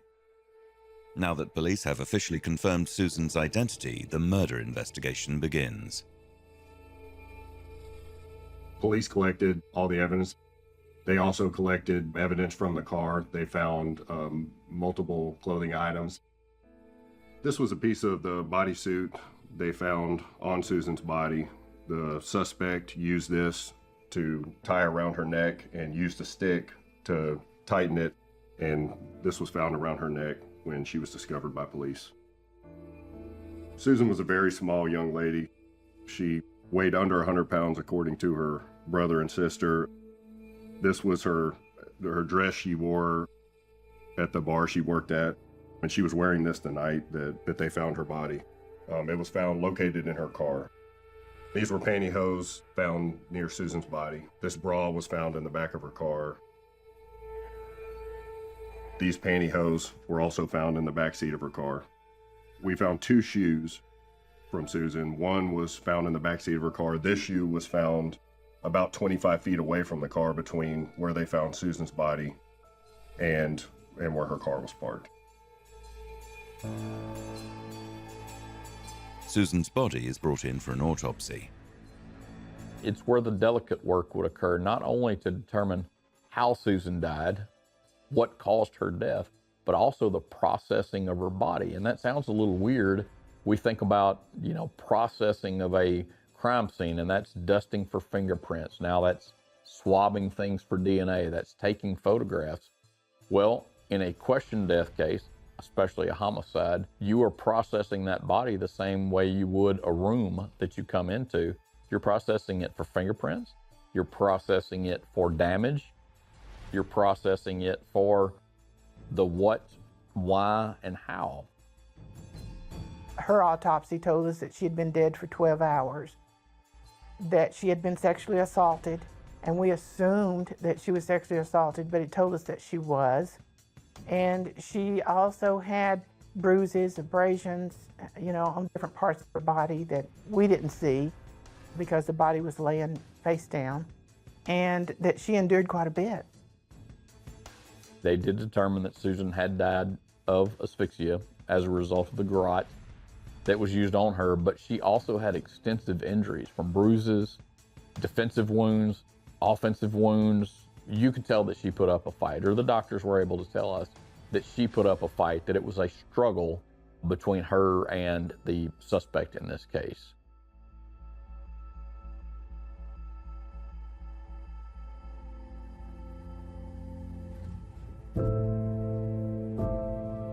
It is time for Susan's loved ones to lay her to rest. There was a big impact in the community in 1983. Seabrook was a lot smaller back then, so it was pretty big news, and I'm sure, a lot of people were on edge after hearing what happened to Susan. It's always important for police to attend the funeral for a couple reasons. Number one, would go to any funeral of my victims is to show respect to that family, that, we're not there just doing a job, that we're there to respect and honor and get justice for that family. But the main reason we went to see if there was any activity or anything that we thought was unusual, and the reason for that is that sometimes murderers will attend their victims' funerals just to see what's going on, see how people react. And that was the main reason we were there. When the funeral occurred and the burial occurred, they had no clue who had committed this crime. Shortly after the murder, Susan's mother starts getting disturbing phone calls from a mysterious individual claiming to be a man named Bill. You said you knew Susan. Well, I still can't believe that I never knew of you. Some people have secrets. Well, she wasn't one of them, I'm here to tell you. She just didn't think a whole lot about it, but they progressively got worse. They would talk to her and tell them they had pictures of Susan. Did she want to see them? They'd let her see them if she'd meet him somewhere. You have some pictures of her, you told me. I'd like to see them. Just you, I ain't gonna show them to. Would you want me to meet you somewhere? Do you want to come to the house? My place or a motel or something like that. Miss Eads was a tough lady. She was described to me as, truly Susan's mom. She was that person that, especially for children, she'd fight 10 bulldogs at the same time. She would do anything to protect those kids. So she winds up, playing along with this guy, this person that's calling and saying, terrible things to her and saying that he has certain items that he wants to show her or he wants to give her or whatever. We also have to keep in mind that her daughter had been murdered by someone we knew to be a male at this point. And is this the real suspect that did it? Why does he want to meet her? Why does he want to meet her alone? What is that about? My first thoughts are he's trying to kill her too. He's trying to hurt or assault her also. But she plays along. There's some technology that was put in place to record the phone calls when they came in. There was actually a script that was developed with her to be able to converse with this person that was calling to try to get more information. Miss Eads played along with that. Detectives' attempts to identify the mysterious caller harassing Susan's mother ultimately fail. And it was just so heartbreaking because we could never get anything on this guy. And he was gross. He was gross to call this mother of this victim and say the things that he did. That was just the way. And the calls went on for a long time. I think the last call that we had, that we logged, was in 1985. And that was 2 years after, Susan's death. In the 1980s, investigators have limited forensic tools, so they opt for a boots-on-the-ground approach. In 1983, they didn't have the technology we have nowadays. The tools they had at their disposal were fingerprints, blood typing. There weren't surveillance videos, so they would have to go canvass neighborhoods, talk to employees at businesses. In 1983, at the beginning of the investigation, police went and interviewed all of Susan's co-workers that worked with her that night at her two jobs at Charlie's and Prickly Pear. They went, interviewed employees at Jason's Club, which was the last place Susan was seen that night, and any friends she was with who had seen her at Jason's Club. After talking to witnesses and Susan's friends at Jason's Club, police learned that a man with a beard and a cowboy hat had asked Susan to dance several times that night. Susan turned him down, did not want to dance with him, and he seemed to be fairly annoyed with Susan.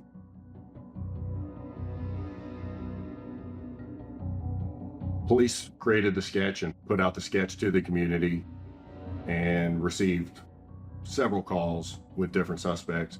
One of the calls they received was for a man named Travis Scoggins.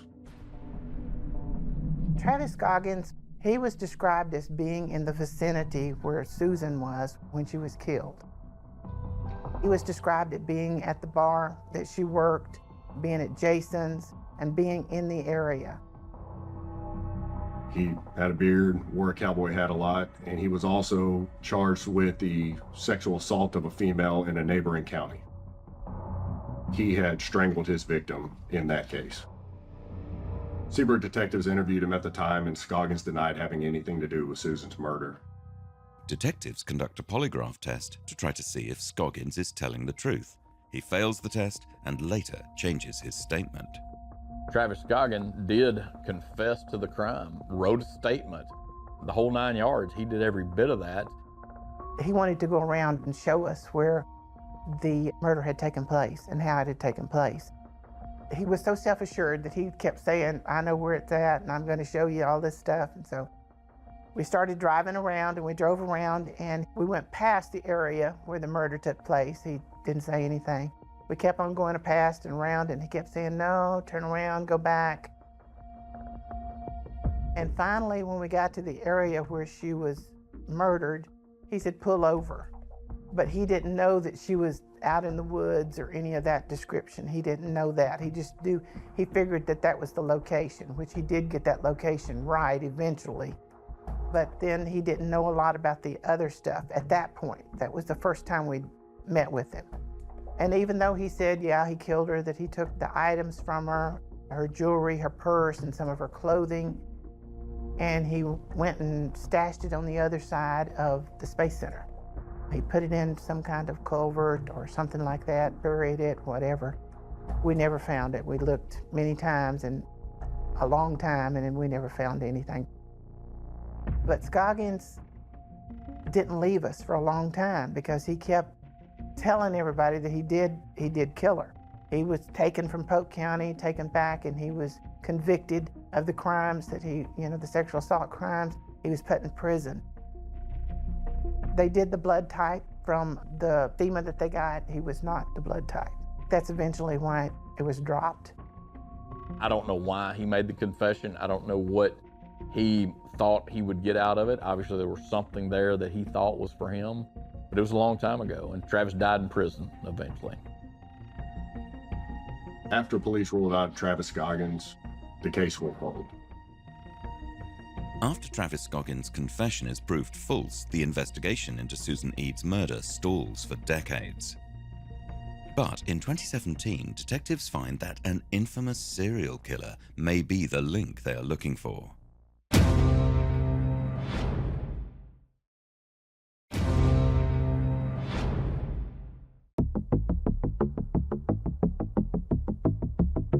August the 30th, 1983, 20-year-old Susan Eads was partying with friends after working a double shift in Seabrook, Texas. Witnesses reported seeing her talking to a man who was angered when she refused to dance with him. The next day, her brutalized body is found in a ditch. After a false confession, the case turned cold for decades, but now in 2017, investigators believe an infamous serial killer who operated in the 1980s may be behind the murder. Anthony Allen Shore is a Texas convict from the Houston area who worked in the telephone industry, blue-collar guy. He was convicted of numerous sexual assaults and homicides and was eventually sentenced to death and sent to Texas death row in Huntsville. So Anthony Allen Shore's mode of operation was that he abducted young women, very small women, and would sexually assault them, sexually abuse them, and then strangled them.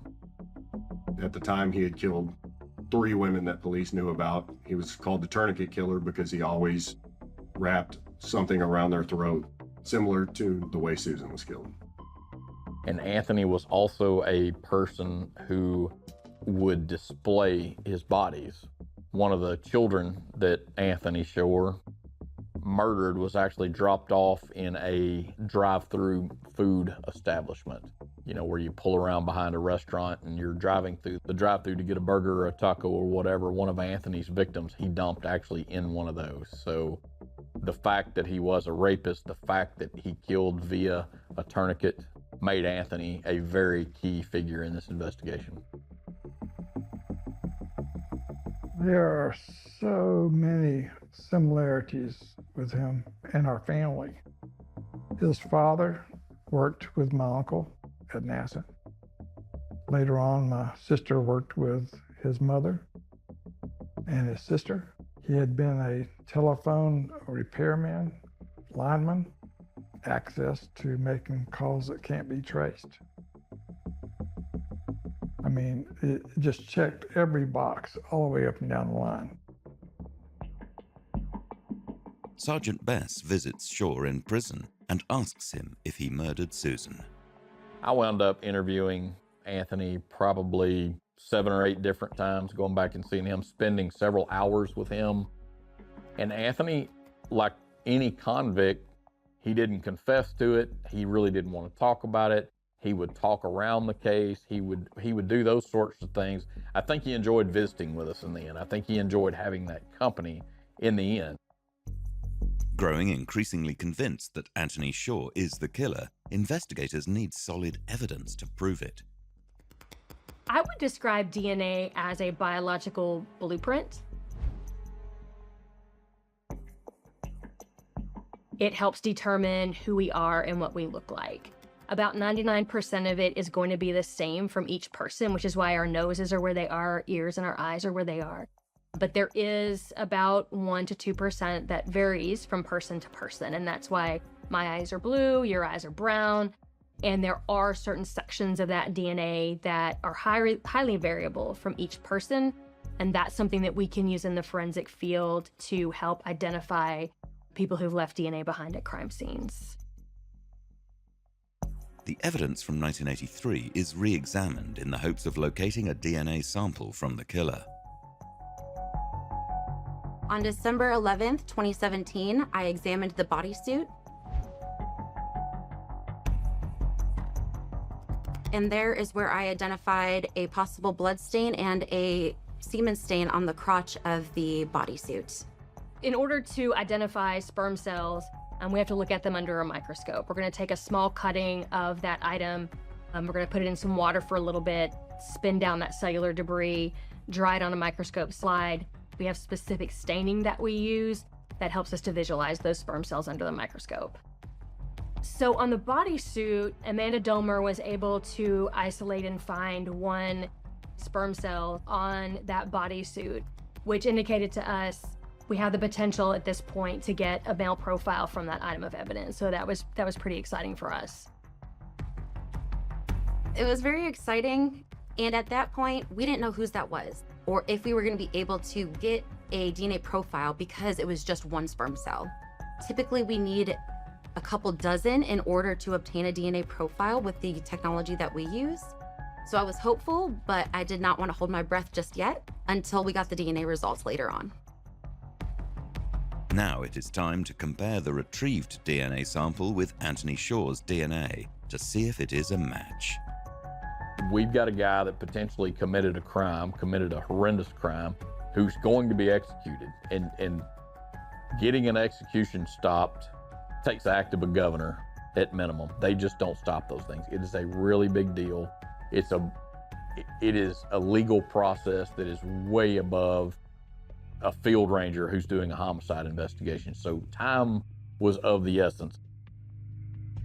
There was a request to rush this case because we spoke with the Rangers and Seabrook PD in November of 2017, and Anthony Shore was scheduled to be executed in January of 2018. So we wanted to see if we could make any comparisons to Anthony Shore before his execution date. I get his DNA and I drive it straight to the crime lab, getting there, 8:30 or 9 o'clock is my recollection. turning that over to my partner, Tanya Dean, at the crime lab. I think she stayed up processing that all night long, which never happens. I'll never forget meeting with Tanya, her walking out of the crime lab, looking very dejected, dragging her feet and saying, "Not him, he's not our guy," when we were just absolutely convinced. Where we went after that was Anthony saying, "Well, you know, I basically told y'all that it wasn't me, but if you really want proof," and this part is sickening to even say to this day, but Anthony said, "If you really want proof, look at my victims. Look at what my victims looked like. I like children. I like the way little girls look." Susan was, though a petite gal, she doesn't look like what I like. I'm not turned on by somebody like that. And again, I say that to say that's a very sick thing for me to even have to repeat. After he said that and the DNA, we knew he wasn't our guy.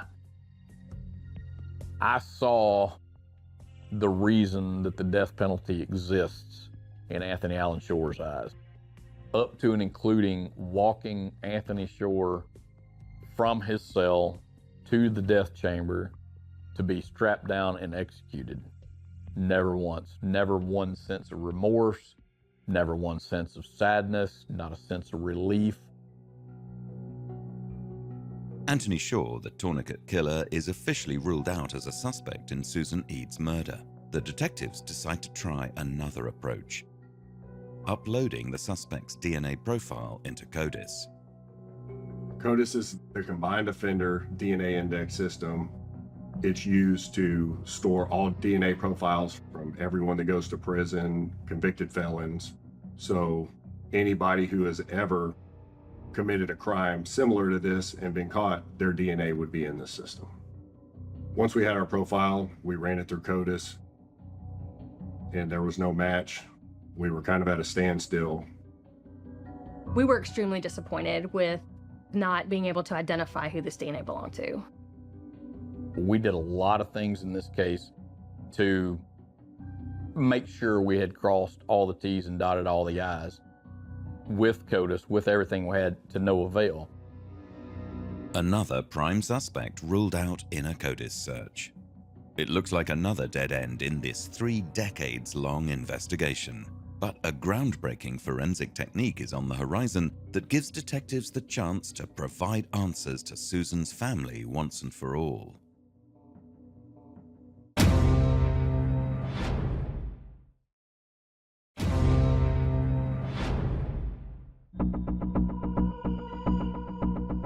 In 2018, Texas Rangers, Seabrook Police, and the FBI are reinvestigating the 1983 rape and murder of 20-year-old waitress Susan Eads in Seabrook, Texas. All promising leads have been ruled out in the 3 decades since the crime, but detectives have a groundbreaking forensic technique up their sleeve. Forensic genetic genealogy became our next step. Who do we reach out to? How do we do that? What is forensic genetic genealogy? Forensic genetic genealogy is a method that has been around for a very long time. Originally called genetic genealogy, it was used by hobbyists, by individuals who are researching their family trees. And what it does is it combines direct-to-consumer DNA testing with more traditional genealogy tools such as public records, census records, marriage licenses, obituaries, and you take the DNA test, and when you upload it to the database, you have what we call genetic relatives. There are individuals in the database who are matches, who are somehow related to you. The database, through its algorithm, will assign a predicted relationship between individuals who are related to each other. It could be a first cousin, it could be second cousin, it could be aunt, uncle, different relationships. But by knowing that you match, you are related to an individual in the database, you can take their information and you can start searching public records and see if you can find them and merge the 2 pieces of data together to continue to build family trees. Using GEDmatch, using that law enforcement database, from folks who have voluntarily given their DNA to build a family tree. There are now databases that people enter because they want to help solve crimes. They literally, people, including myself, put themselves in those databases to build other databases stronger that law enforcement can use to help solve these violent crimes. So we did that in this case. A fantastic tool that's only been around for us for the last, 5 or 6 years. And even though it's been around for 5 or 6 years, I would say for the first 2 to 3, we didn't really understand how it worked or how it was going to work for us, or even if it was going to be legally accepted as a tool. And all it does for us is give us that we like to say it's a tip, that forensic genetic genealogy is a tip that says, here's a place to start. Let's start here. At the very end of 2018, but primarily into 2019, was when we really started having activity with the genetics part of the case. We started building that family tree using GEDmatch, using the FBI, using a lot of different people at the time to help us build towards who our suspect actually was.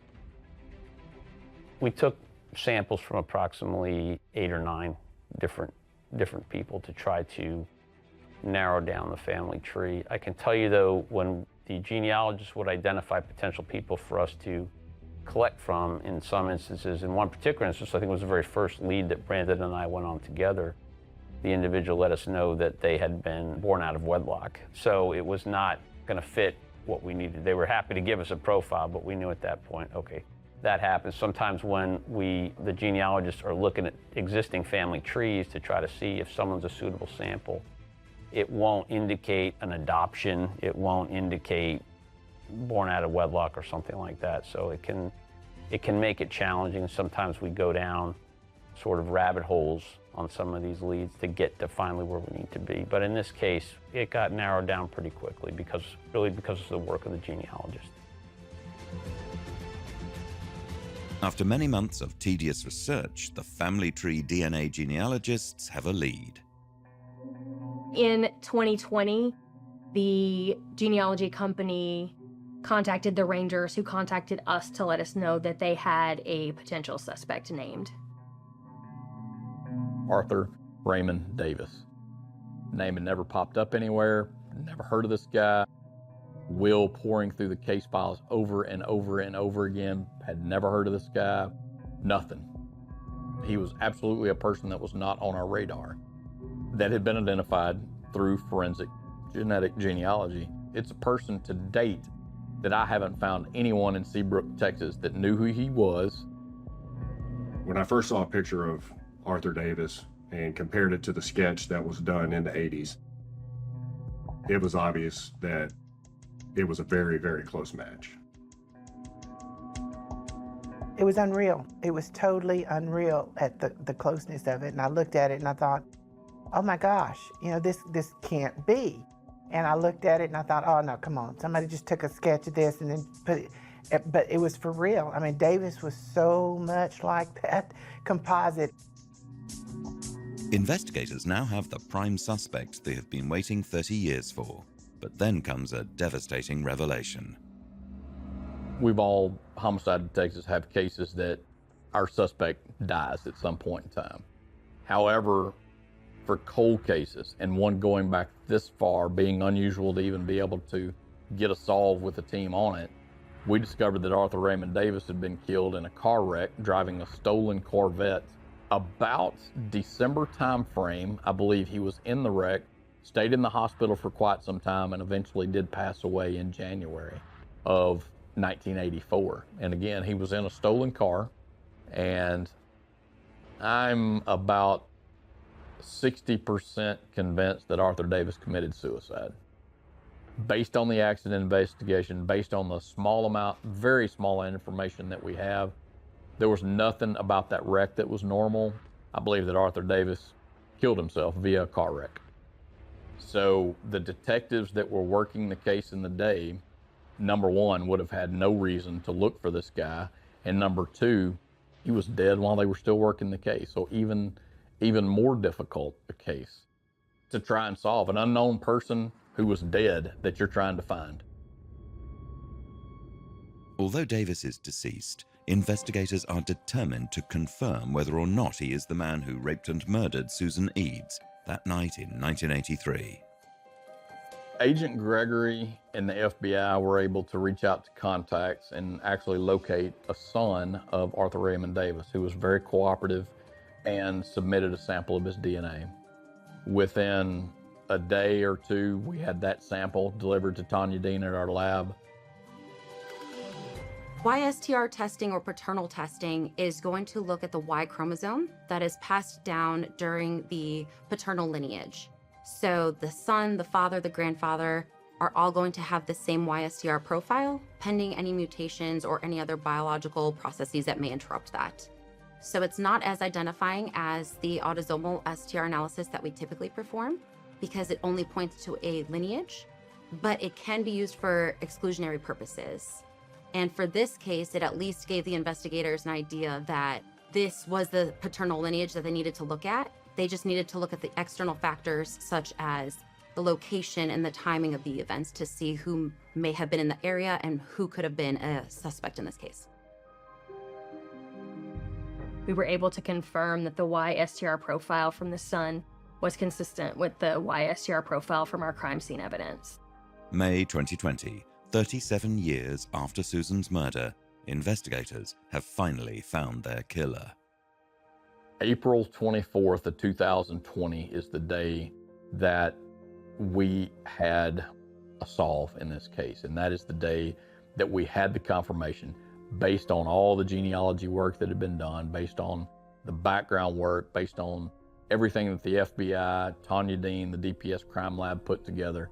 Confirmation was received on that date that Arthur Raymond Davis would have been the person that would have left that DNA on Susan's clothing and the DNA that was found on the ligature garrote that was used to kill her. Exhumation of Arthur Ray Davis was a thought, and it was discussed. DPS, the Ranger, Seabrook PD, the District Attorney's Office all met. And at that point, an extensive amount of research had been done on Arthur Davis, his whereabouts, where he had lived, his life. And after everybody talked everything through, the DNA results, the genealogy results, the criminal history, all of those things, everybody was quite certain and confident that Arthur Davis was the perpetrator in this crime, and that an exhumation was probably going to cause more harm than good, and they felt confident closing the case at that point. The feeling in the lab was that everybody was just super excited. Again, these cases tend to not be successful, and we tend to not get answers the majority of the time. So on the occasion that we are successful with these cold cases, again, it just kind of aligns us, reminds us why we're here, reminds us what we're doing, and makes us feel really good about the job that we do every day. The only reason we were able to solve this case, and I believe this case never would have been solved without forensic genetic genealogy. There's never closure when you lose a loved one like that. There's not. There's answers. We hope to provide an explanation about why this may have happened. Arthur Davis was actually in the Coast Guard, served in Vietnam in a patrol-type boat, patrolling the shores of Vietnam. Vietnam did a lot of strange things to a lot of veterans. And I don't know what he went through. I know his families broke up. He had a broken family. He had kids of his own. I can't imagine that he would set out to go kill a girl, but then you never know. Arthur Davis probably left the bar, sat outside the bar waiting on Susan to leave, followed Susan, somehow got her to pull over, flashed his lights, did something, got her to pull over, assaulted, sexually assaulted, and then killed her. They're never going to get over Susan's death and the way she died or was murdered, but they have some closure on who did it. Susan was indeed a person who she was that sister you would want. Dennis, her brother, described her to me as a wildcat, as a tomcat, as a bulldog, as just this person that loved life, that loved people. Susan Eads was just truly a good person. You can dwell on it, It can eat you up, or you can try to pick up the pieces and do the best with the cards you're dealt. And I think that's what I tried to do.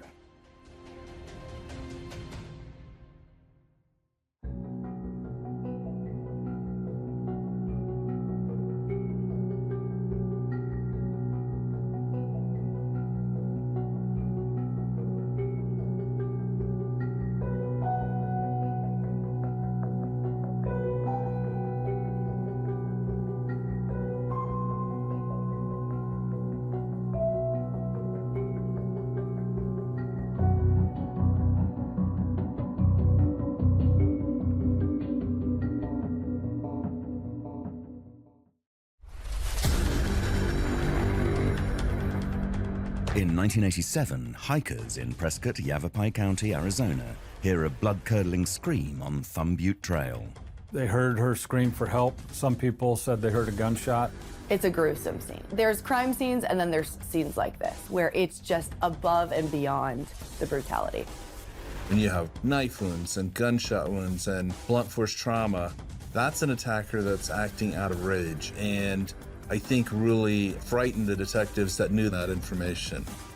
The body of a young woman is soon discovered. Investigators spring into action. It's boots on the ground. It's knocking on doors. It's, doing interviews, doing interrogations, trying to develop the case. The news of an event like this happening at such a popular and well-known trail in a small rural community at the time would have most definitely been shocking to the community. The case goes cold, sparking a quest for answers that lasts 35 years. It was always at the back of the detectives' minds, but we had new cases that came in and we had priorities set. It went cold, but they never threw the case away. As the years pass, breakthroughs in DNA science lead to the case file being opened once again. Detectives connect this sexual predator to more attacks. I was scared to walk anywhere. Wonder if I run into him, wonder if I see him at a restaurant. I didn't know that there were other victims. I mean, she had her whole life, and he just killed her. I think my favorite part about genealogy being used in this way is that people who thought they were going to get away with something that happened 30 years ago are now being caught. Criminals who have hidden in the shadows for years find there's no escaping science and their own family DNA. Welcome to Bloodline Detectives.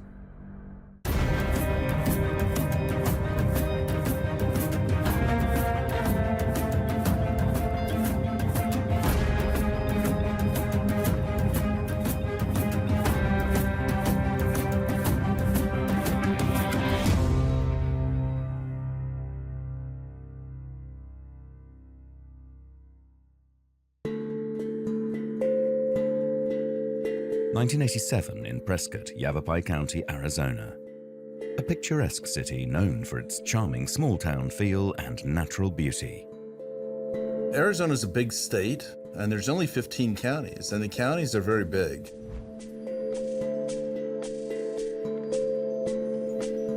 And so our county is about 8,000 square miles, a little over, and it's rural, it's urban, it's mountains, it's desert, there's water. It's quaint. People are kind to each other and friendly.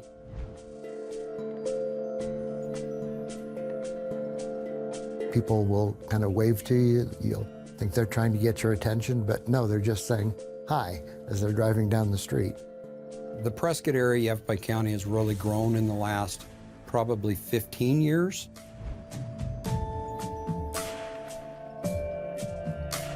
The first time that I came to Prescott was in 1986. It was a sleepy little town.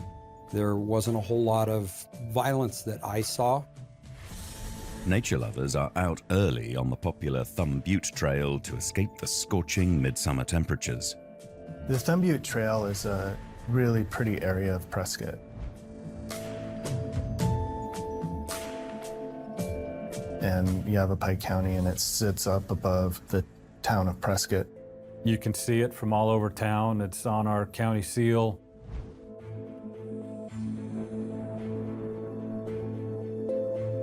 And so it's an iconic part of town. The city's kind of grown out to that now, but it used to be, on the outskirts.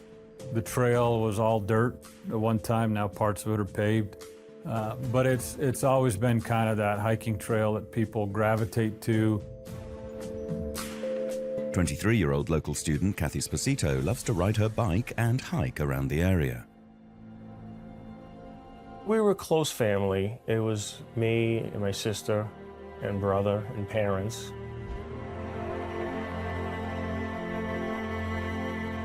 I was 3 years older than Kathy. She graduated from high school in Brooklyn, and then she wanted to go out west. And my mother was against that idea, but when Kathy became an adult, and especially she wanted to go to school out there, my mother couldn't stop her. She was attending Prescott College, studying outdoor studies, ecology. She was someone who's been described as loving the outdoors, wanting to go camping, hiking. She was known to ride her bicycle around town. Kathy loved animals and flowers and plants. Then I started to get interested in the outdoors, and I came up to the Hudson Valley because I lived in Brooklyn. And I used to, read and get trail books and see where trails were. I just became very interested in that. And it was because of Kathy. June 13th, 1987, Kathy leaves home for one of her routine hikes. It's early morning on the 13th of June, 1987. Kathy Sposito, she leaves home, she has her bike, she has her backpack. She locked her bicycle up at the bottom of the trail, and then she went on a hike on what we call the Thumb Butte Loop Trail. And she doesn't get very far from the parking lot and the camp area, and she's attacked. There were several other users of the trail that day. The reports indicate that there were people both above her and below her on the trail. There was arguing or loud voices heard, and then ultimately some cries for help. Some people said they heard a gunshot, and it was a couple that found her first.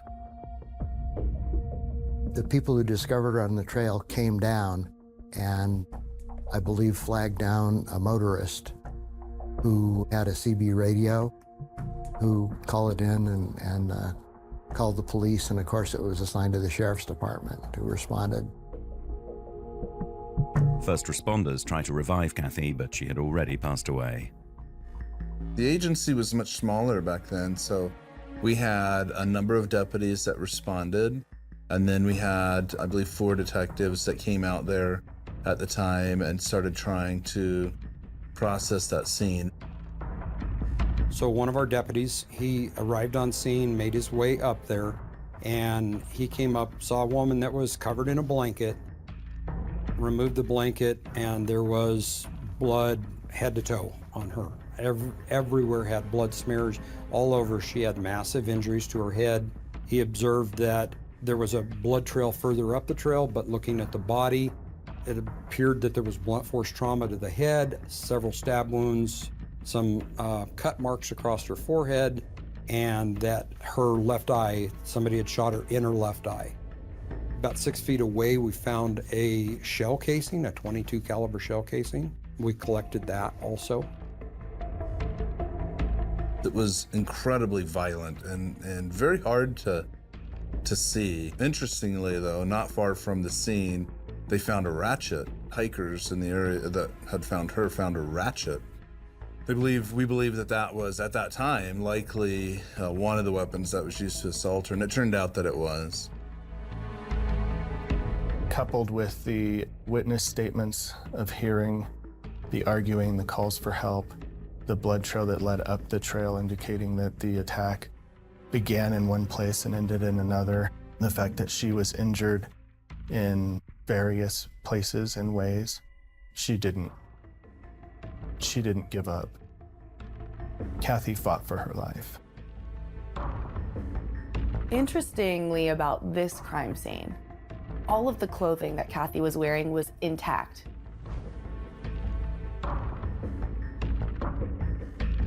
Nothing was ripped.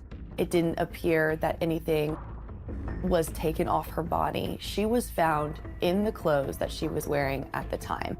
She was found wearing red shorts, a bikini top, white shoes with gray socks. She had a backpack and a yellow bicycle helmet. Inside of her backpack, there were several notebooks, there were some business cards, a key ring with 3 keys, 6 cents in change. She didn't have any ID on her. We found an address book in there, and we worked back from there and found out that she lived over on Division Street at the time. Investigators get to where Kathy lived and they find her roommate. The roommate tells them she was at work when this happened, and so they call Prescott Community College, where Kathy was going to school. And that's when they learn she's not from there. She's actually going to school here, but was from New York. Detectives are now faced with the difficult task of informing Kathy's family. That day, I came home from work, and a cousin of mine answered the door, and I was like, "Joey, what are you doing here?" And I went into the house and saw other relatives there, and they broke the news to me that Kathy was killed in Arizona. It was a blur in some ways, but I remember it was very depressing. I can remember now thinking about it. I don't remember much about that day, but I do remember coming home, sitting in the yard. It was very hard, especially my mother. She suffered greatly, and wanting answers about what happened, why this happened to Kathy. A young woman discovered bludgeoned to death in broad daylight. Prescott detectives begin searching for the assailant, knowing he could strike again.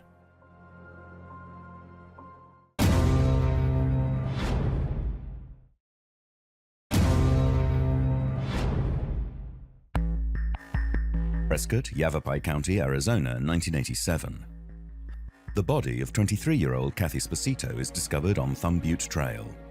The young woman had been on an early morning hike when an unknown assailant savagely attacked her. Investigators hope her autopsy will reveal clues as to how she died and hopefully lead them to her killer. Well, the autopsy gives you all the information about how somebody died, and timeline gives you most of what you really need to know to go out and understand what actually was done. What weapons are you looking for? What type of assault was this? How many times was somebody struck in the head with a rock? Who would do such a thing? They're trying to understand what type of offender maybe you're looking at so that you can narrow down your search. The autopsy provides all of that. When it came to the injuries, the coroner finds that Kathy Sposito is stabbed in her right ear. She's shot in her left eye. She has bruising all over her eyes and her face. She has a broken nose, a broken tooth, and they find that she was attacked with that racket wrench and also rocks. And the way that her injuries were, the coroner believed that her attacker might have been left-handed. The coroner finds that Kathy's manner of death is homicide, but the cause of death is ruled blunt force trauma and extreme blood loss. We don't believe that he was able to complete that assault. That's overkill to have, 12 to 18 injuries to the head and scalp. You've got an attacker who's very acting out of rage at that point when you have knife wounds and gunshot wounds and blunt force trauma. That's an attacker that's acting out of rage, and that was something that was very key to the investigation, and I think really frightened the detectives that knew that information. The medical examiner begins by collecting DNA samples from the body. This was 1987. DNA science and evaluation and use for criminal identification purposes kind of started in England in about 1985. So DNA had been around, but it hadn't matured to the point of spreading to law enforcement in general here in the United States, and particularly in a small town environment here. Foreign DNA is recovered from the body of Kathy Sposito. The medical examiner, upon performing the autopsy, discovered that she had a broken front tooth, but her mouth was relatively unscathed, so it didn't look like she was struck in the mouth with a rock or a wrench or something, but possibly soft tissue, a fist. So the idea was, well, maybe our assailant's DNA might be in the blood in her mouth that was recovered. And so we did discover not a full, but a near full profile of male DNA in her mouth. The hardest part about this case was you could have DNA from the suspect at the crime scene, but using DNA how it is now was non-existent in the 80s. So you had investigators relying on boots on the ground, what's at the scene, what can we get, what can we collect for evidence. You had serology, which was looking at the blood type, and fingerprinting. That's pretty much the three things that investigators had to rely on at the time with this crime scene and also just crime scenes in general in the 80s. Detectives and law enforcement in general, we have to take this position of, we know it's traumatic, we know that this is a person, but we have a job to do.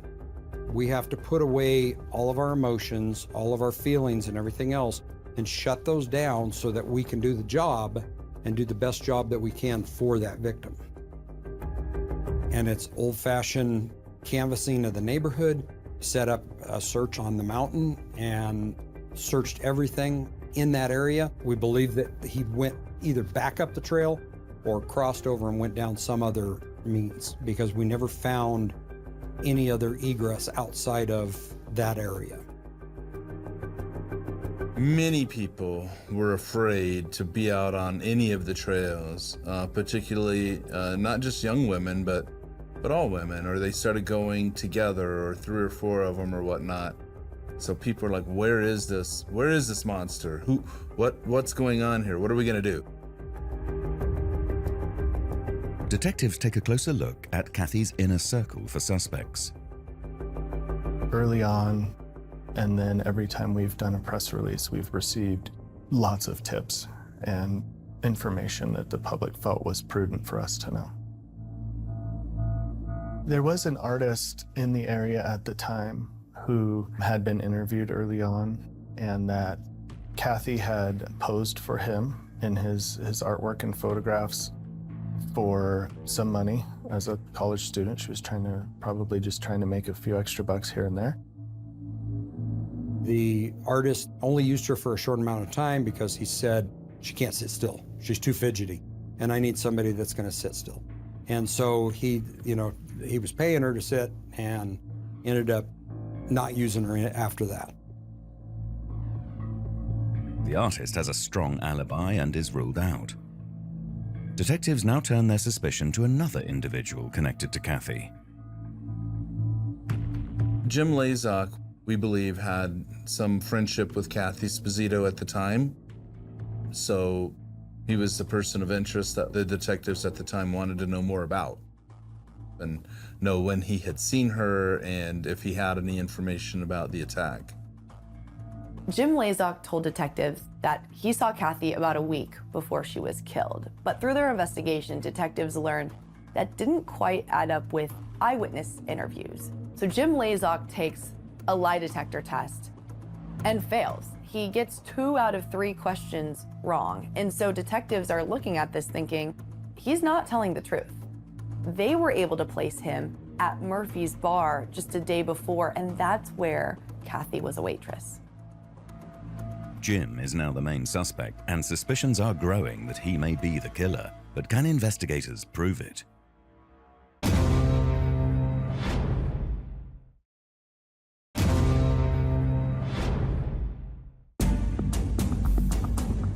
Prescott, Yavapai County, Arizona, 1987. Detectives are investigating the sexual assault and murder of 23-year-old Kathy Sposito, whose body was found on Thumb Butte Trail. She had been out on an early morning hike when she was attacked and murdered by an unknown assailant. Detectives now have reason to believe that one of her acquaintances has something to hide. He was originally dishonest with detectives even when they could prove that he had been to dinner with her the night before and had multiple witnesses placing him there with her. We're absolutely suspicious and absolutely had to be investigated and looked at. He actually caused more problems for himself by things that he had said about the investigation. You know, there was a witness that said that him and his roommate, they saw him in a car following Kathy up to Thumb Butte. We followed that lead down it, and it didn't go anywhere. Detectives go and search Jim Lazock's home, and in there, they find some tools, including a Craftsman half-socket wrench. And remember, it was a socket wrench that was found at Kathy Sposito's crime scene. Couldn't be excluded from being of the same type that we found out at the scene. Of course, back then you really, only had a couple of tool manufacturers. That was unfortunate that, we just didn't have the capability back then that we have now to rule things in or out. We started investigating and found out that he had a friend that was a paramedic that was on scene, and that paramedic actually fed information to him. He had intimate knowledge of things in the investigation and the injuries to Kathy that were not let out to the public. I don't know what his motive would have been. It didn't appear from the reports that he was trying to help us solve her murder, but all it did was it gave us more ammunition and gave us the opportunity to look at him further when he could have discounted himself right from the beginning. It's a frustrating turn in the investigation. It appears that Jim was not involved in Kathy's murder. Leads are starting to dry up. It's the worst position for investigators to be in when you have this brutal homicide of a college girl, and not only can they not give Kathy Sposito's family any answers, they have an entire community who is waiting for somebody to be arrested and held accountable so that they can breathe a sigh of relief, because at this point now, everyone's scared. Went cold, and then it would get warm again, and then it went cold, and then it would get warm again, and each time it's because you would run out of leads. Not long after the initial murder of Kathy, there wasn't a lot more to do. I kept putting out information and hoping that the public, somebody out there was going to call in with info, and just slowly it started going colder and colder and colder until about the mid-90s, when we really started having success with DNA. DNA evidence from Kathy's case is re-examined in 2013. The medical examiner here in Yavapai County in 1987 noticed evidence of injury to the front of her mouth, her lip and her teeth. And so he had swabbed that portion of her mouth. And so it was on that swab that we found male DNA, what we call YSTR DNA. And that was eventually used to help us. It was huge for a little while. You get that information that you have even a partial male profile, and you get very excited. But of course, in 2013, the only thing we could do was put it into CODIS. CODIS is a huge tool for investigators. CODIS stands for the Combined DNA Index System. And how that works is they will upload DNA from a criminal to that system once they're booked into jail. And that's used so that if they get a DNA hit elsewhere, whether it's within their own agency or to another state, it helps catch people for other crimes if they're already incarcerated. And so that's what they needed to do, was upload this DNA they now had to CODIS. But at the time, they didn't get any hits. Prescott detectives try another angle, looking into other cold cases in the area at the time. They discover that a strikingly similar attack occurred on the Thumb Butte Trail in 1990. There was a detective in here, Detective Pritchard, and they were going through a bunch of old cold cases. And this was never done back in the day, because we didn't, you don't even think about one crime being connected to another crime to another crime. And he started looking through these old files, and that's when he found the other case that was similar to Kathy's. April 22nd, 1990. In this case, A young woman is hiking, just like Kathy was, and she is attacked with a rock and sexually assaulted. But she gets away. She's told, though, by the assailant, do not tell anybody about this. So as soon as she gets back down to that base camp, the trailhead area, that's when she contacts police and goes in for testing. We have 2 girls, both attacked in the same location, 3 years apart, both attacked with rocks as part of this assault. Could these be linked? Could these be related? In 2020, Yavapai received a grant from Maricopa Attorney's Office called the Saki Grant to help unresolved sexual assault cases. From the 1990 case, we had a very solid unknown male sample of DNA. Those comparisons were made to different pieces of evidence in the Kathy Sposito homicide. And it was very, very likely that the unknown male DNA from the 1990 sexual assault kit had also deposited DNA on these murder weapons in the Kathy Sposito homicide. Parabon was brought into the picture under this sex offender kit investigation grant from Maricopa County. We were able to send some of her DNA extracts of the rape victim who was not murdered to Parabon Lab to do genetic profiling. Using the DNA profile of the perpetrator found on both victims, scientists at Parabon Nanolabs create a snapshot phenotype which predicts the physical characteristics of the killer. Phenotyping is a different type of genetic genealogy. What they do is they take the DNA sample and they can tell generally what color of hair you have, what color of eyes you have, skin tones, heritage, regions of the world that they came from, whether they were Eastern European or Native American or African American, and they can build these profiles from that, and they can actually get a picture through this DNA and possibly give you a sketch of what they possibly look like. Parabon delivered a snapshot phenotype report on April 9th, 2020. We predicted with high confidence that the perpetrator had light skin, blue-green eyes, and light brown to blonde hair. They were hopeful that putting an image out like this would generate some leads, but it just didn't really go anywhere. They have tried just about everything, and it hasn't worked. But now, investigators have technology on their side with forensic genetic genealogy. So they decide, we're gonna try everything in this path. What do we have to lose at this point?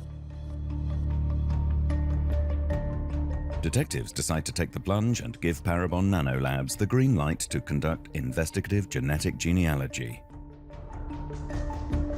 6 days later, we delivered a preliminary genetic genealogy report on April 15th, 2020. At that time, we had only uploaded the profile to the GEDmatch database, which is one of 2 databases that allows law enforcement to compare against it. And the top match we had was really quite distant. It was only 61 centimorgans. So that is maybe a third cousin if we're lucky, but very likely even more distant. So we recommended, among other things, that we upload to the family tree DNA database. So most of our research is building family trees, building them back in time and then building them forward, trying to identify who could be the contributor of that DNA. We're looking for people who moved close to the crime scene. Very occasionally it's someone just passing through, but about 99% of the time in our cases, it leads us right back to a local, somebody who was living very close to the crime scene. Our genetic genealogists worked for many months building these trees backward and forward from these very distant matches.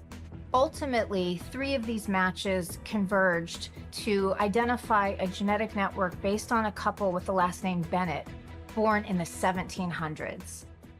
That meant that it was necessary to perform descendancy research or build forward from that couple to try to identify their descendants. As that tree was built forward in time, 3 other very distant matches down to 17 centimorgans were tied into their family descendants. And ultimately, the genetic genealogy led to 2 brothers who lived in the area of the crime in the 80s and 90s. When Parabon came up with the names of Brian Bennett and this brother, to have names associated with DNA profiles that until that time had no name, it was a boost of hope. It was a boost of confidence, and it was very hopeful that we were going to be able to provide the answer of who did this to Kathy. Where do you start when you've gone that many years? I mean, you know, 33 years from the time this case started, and a lot of us have been working on this case for 10 or 11 years at that time. I mean, first you're just kind of like, oh my God, we've got somewhere to go. Now we just have to dot the I's and cross the T's. But then you realize that dotting the I's and crossing the T's, you know, there's a lot that has to be done there. We couldn't say for sure at that point that it wasn't the brother, but we found other cases of allegations of sexual assault against Brian Bennett in the Yavapai County area, Prescott area, and what we call the Quad City area from around that time, late 80s and early 90s. He had gone to school here, Prescott High School. He would have graduated, had he graduated from here, he would have graduated, I believe, in 1989 or 1990.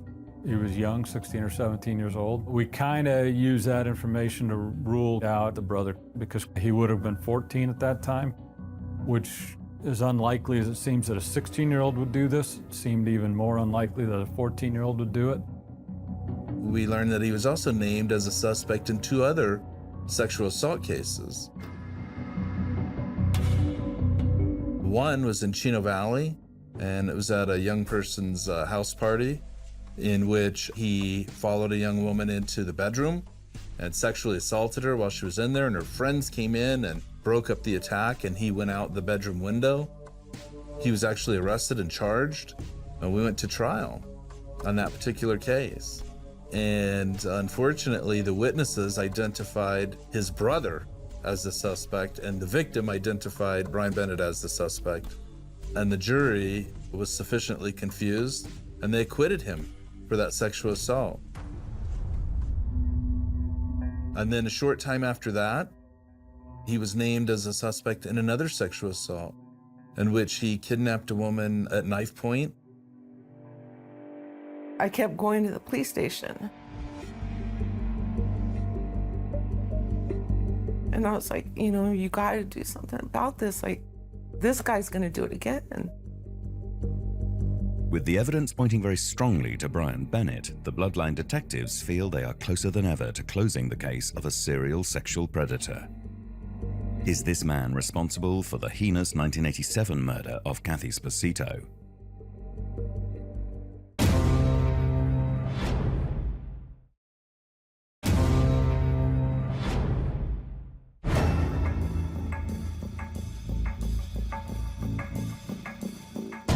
Prescott, Arizona, detectives are re-investigating the 1987 murder of 23-year-old Kathy Sposito, whose body was discovered by hikers on the Thumb Butte Trail. The killer avoided justice for decades, but genetic genealogists have narrowed the suspect list down to 2 brothers, one of whom has been linked to 2 additional sexual assaults. They find this case from June of 1993. A woman had gone to the post office in town, and while she was in there, this man grabs her by knife point, pulls her into his car, takes her to an area, and viciously rapes her. He just got very violent out there, and, you know, at that point, you know, he was like, you know, I'm not gonna be able to let you go, right? Because you seen my face. I didn't think I was gonna live.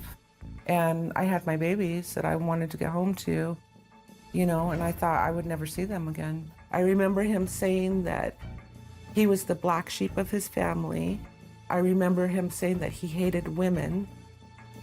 And then at that point, he started to drive.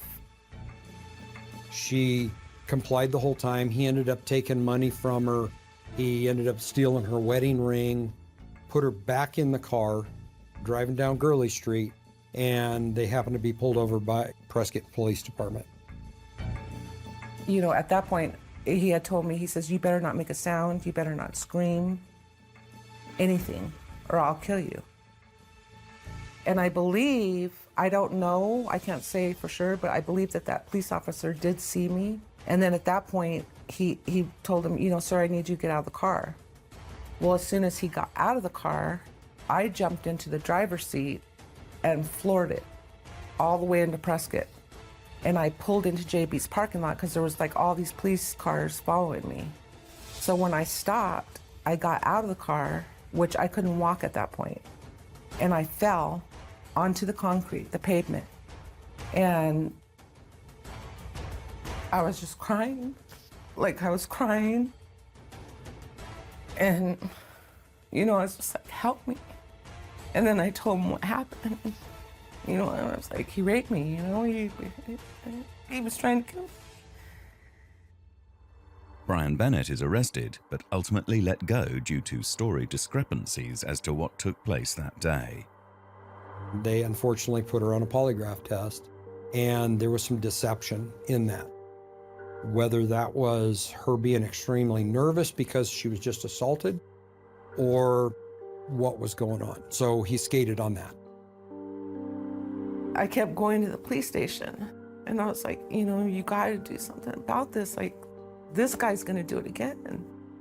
You know, I'm afraid he's gonna get a little kid. Like, you gotta do something. And I said he had gotten in my purse, and he saw my license, and he told me, he was like, I know where you live.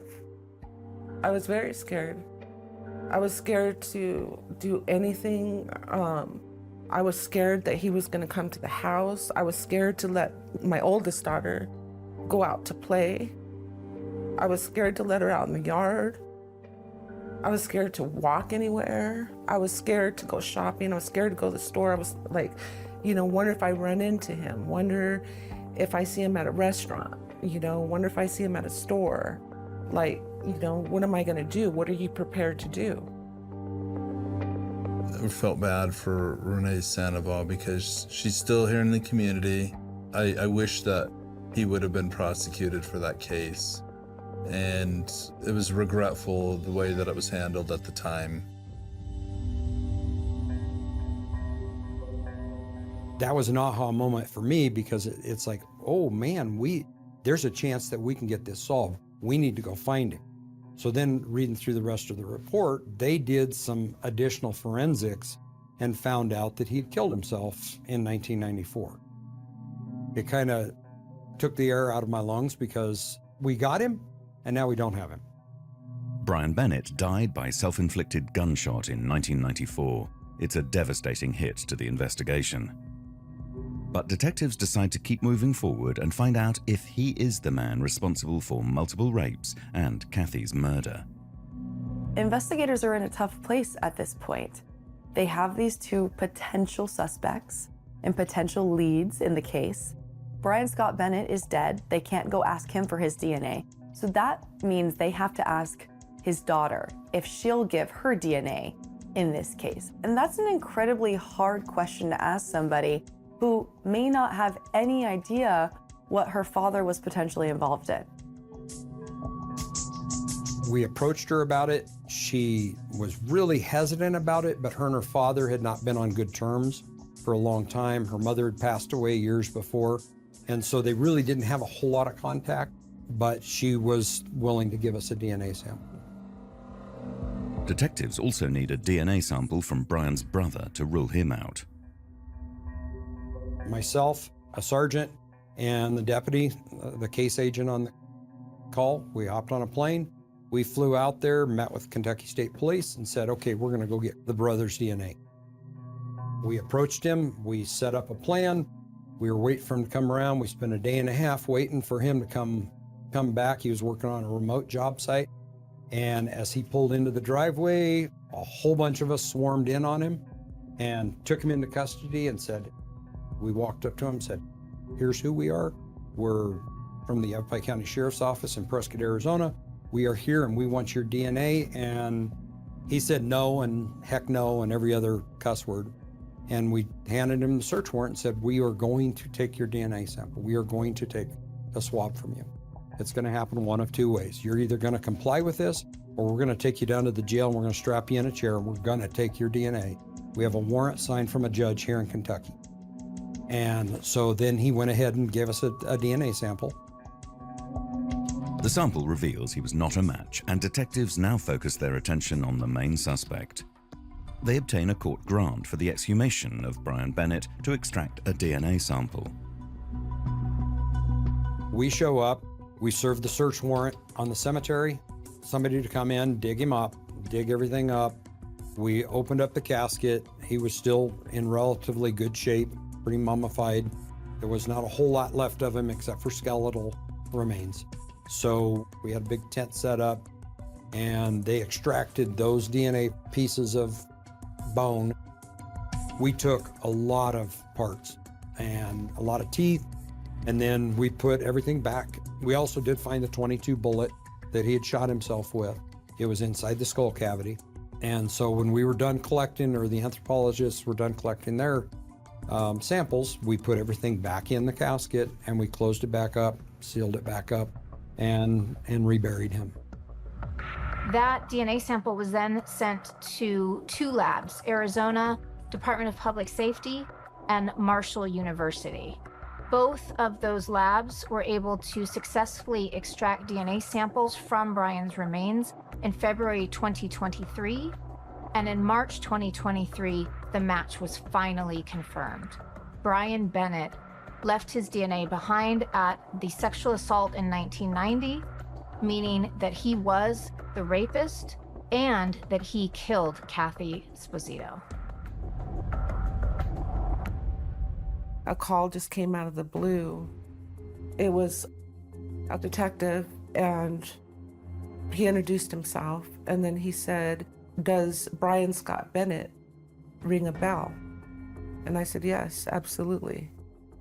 And then that's when he proceeded to tell me, that they worked the case and through DNA. It blew my mind. And it took me back to being that, 20-year-old girl that happened to. And just all the memories of what happened flooded back, because I always thought it was just me. I didn't know that there were other victims. I never knew that. And then to learn that he killed someone, and this girl was, she had her whole life, and he just killed her. This case would not be solved without forensic genetic genealogy, and we see this now time and time again. And I think my favorite part about genealogy being used in this way is that people who thought they were going to get away with something that happened 30 years ago are now being caught.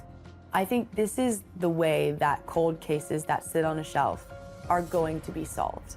And it takes agencies like Yavapai County Sheriff's Office to invest in forensic genetic genealogy, because they are seeing this pay off time and time again. I don't believe Kathy's murder or the other 3 rapes would have been solved without this tool. The evidence that was preserved in this case proved to be very crucial in us being able to obtain samples, for us being able to look at things like DNA. In 1987, when this crime was committed, that wasn't even something that detectives were conceptualizing. Investigators, as time went on, assess what technology, what advances could be applied to solving this case. I think suicide was an easy way for him to get off, that he never had to face Kathy's mom. He never had to face the families or any of these other victims. And he did have to face one of them in trial, and he was acquitted. Personally, I think that's an easy way to get off. However, as I said earlier, that probably was the best outcome for other people that were out there that were never victims, because this guy was a monster, and he was out there to do nothing but damage and destroy people's lives. And, you know, him taking his own life prevented that from happening any more than it already did. But who knows the untold horror that could have occurred had he gone on living. I couldn't be more proud of the people who worked on this. For what they had available to them in 1987, they did a tremendous job of preserving what needed to be preserved so that we could get this answer, you know, all these decades later. I've been part of a lot of those things over the years, and I'm proud of what we've done in every one of them. This one, you know, maybe a little more so because we got answers for so many people in this one. The bittersweet news is broken to the survivors and Kathy's family that the case has finally been solved. Well, I was shocked and I was surprised, especially hearing his age. For years, we always thought it was something personal, somebody, you know, close to Kathy who did that, maybe somebody who liked her. I just can't let this experience, this monster, keep me from enjoying life. It's hard, but you have to live your life. You know, there's promising things out there, and that I hope and pray that the way that they handle cases nowadays are better, and not to be fearful and to come forward. You know, I felt that my voice was squelched. I never had a voice, because that's the only way that these people are going to be stopped, is if you have a voice.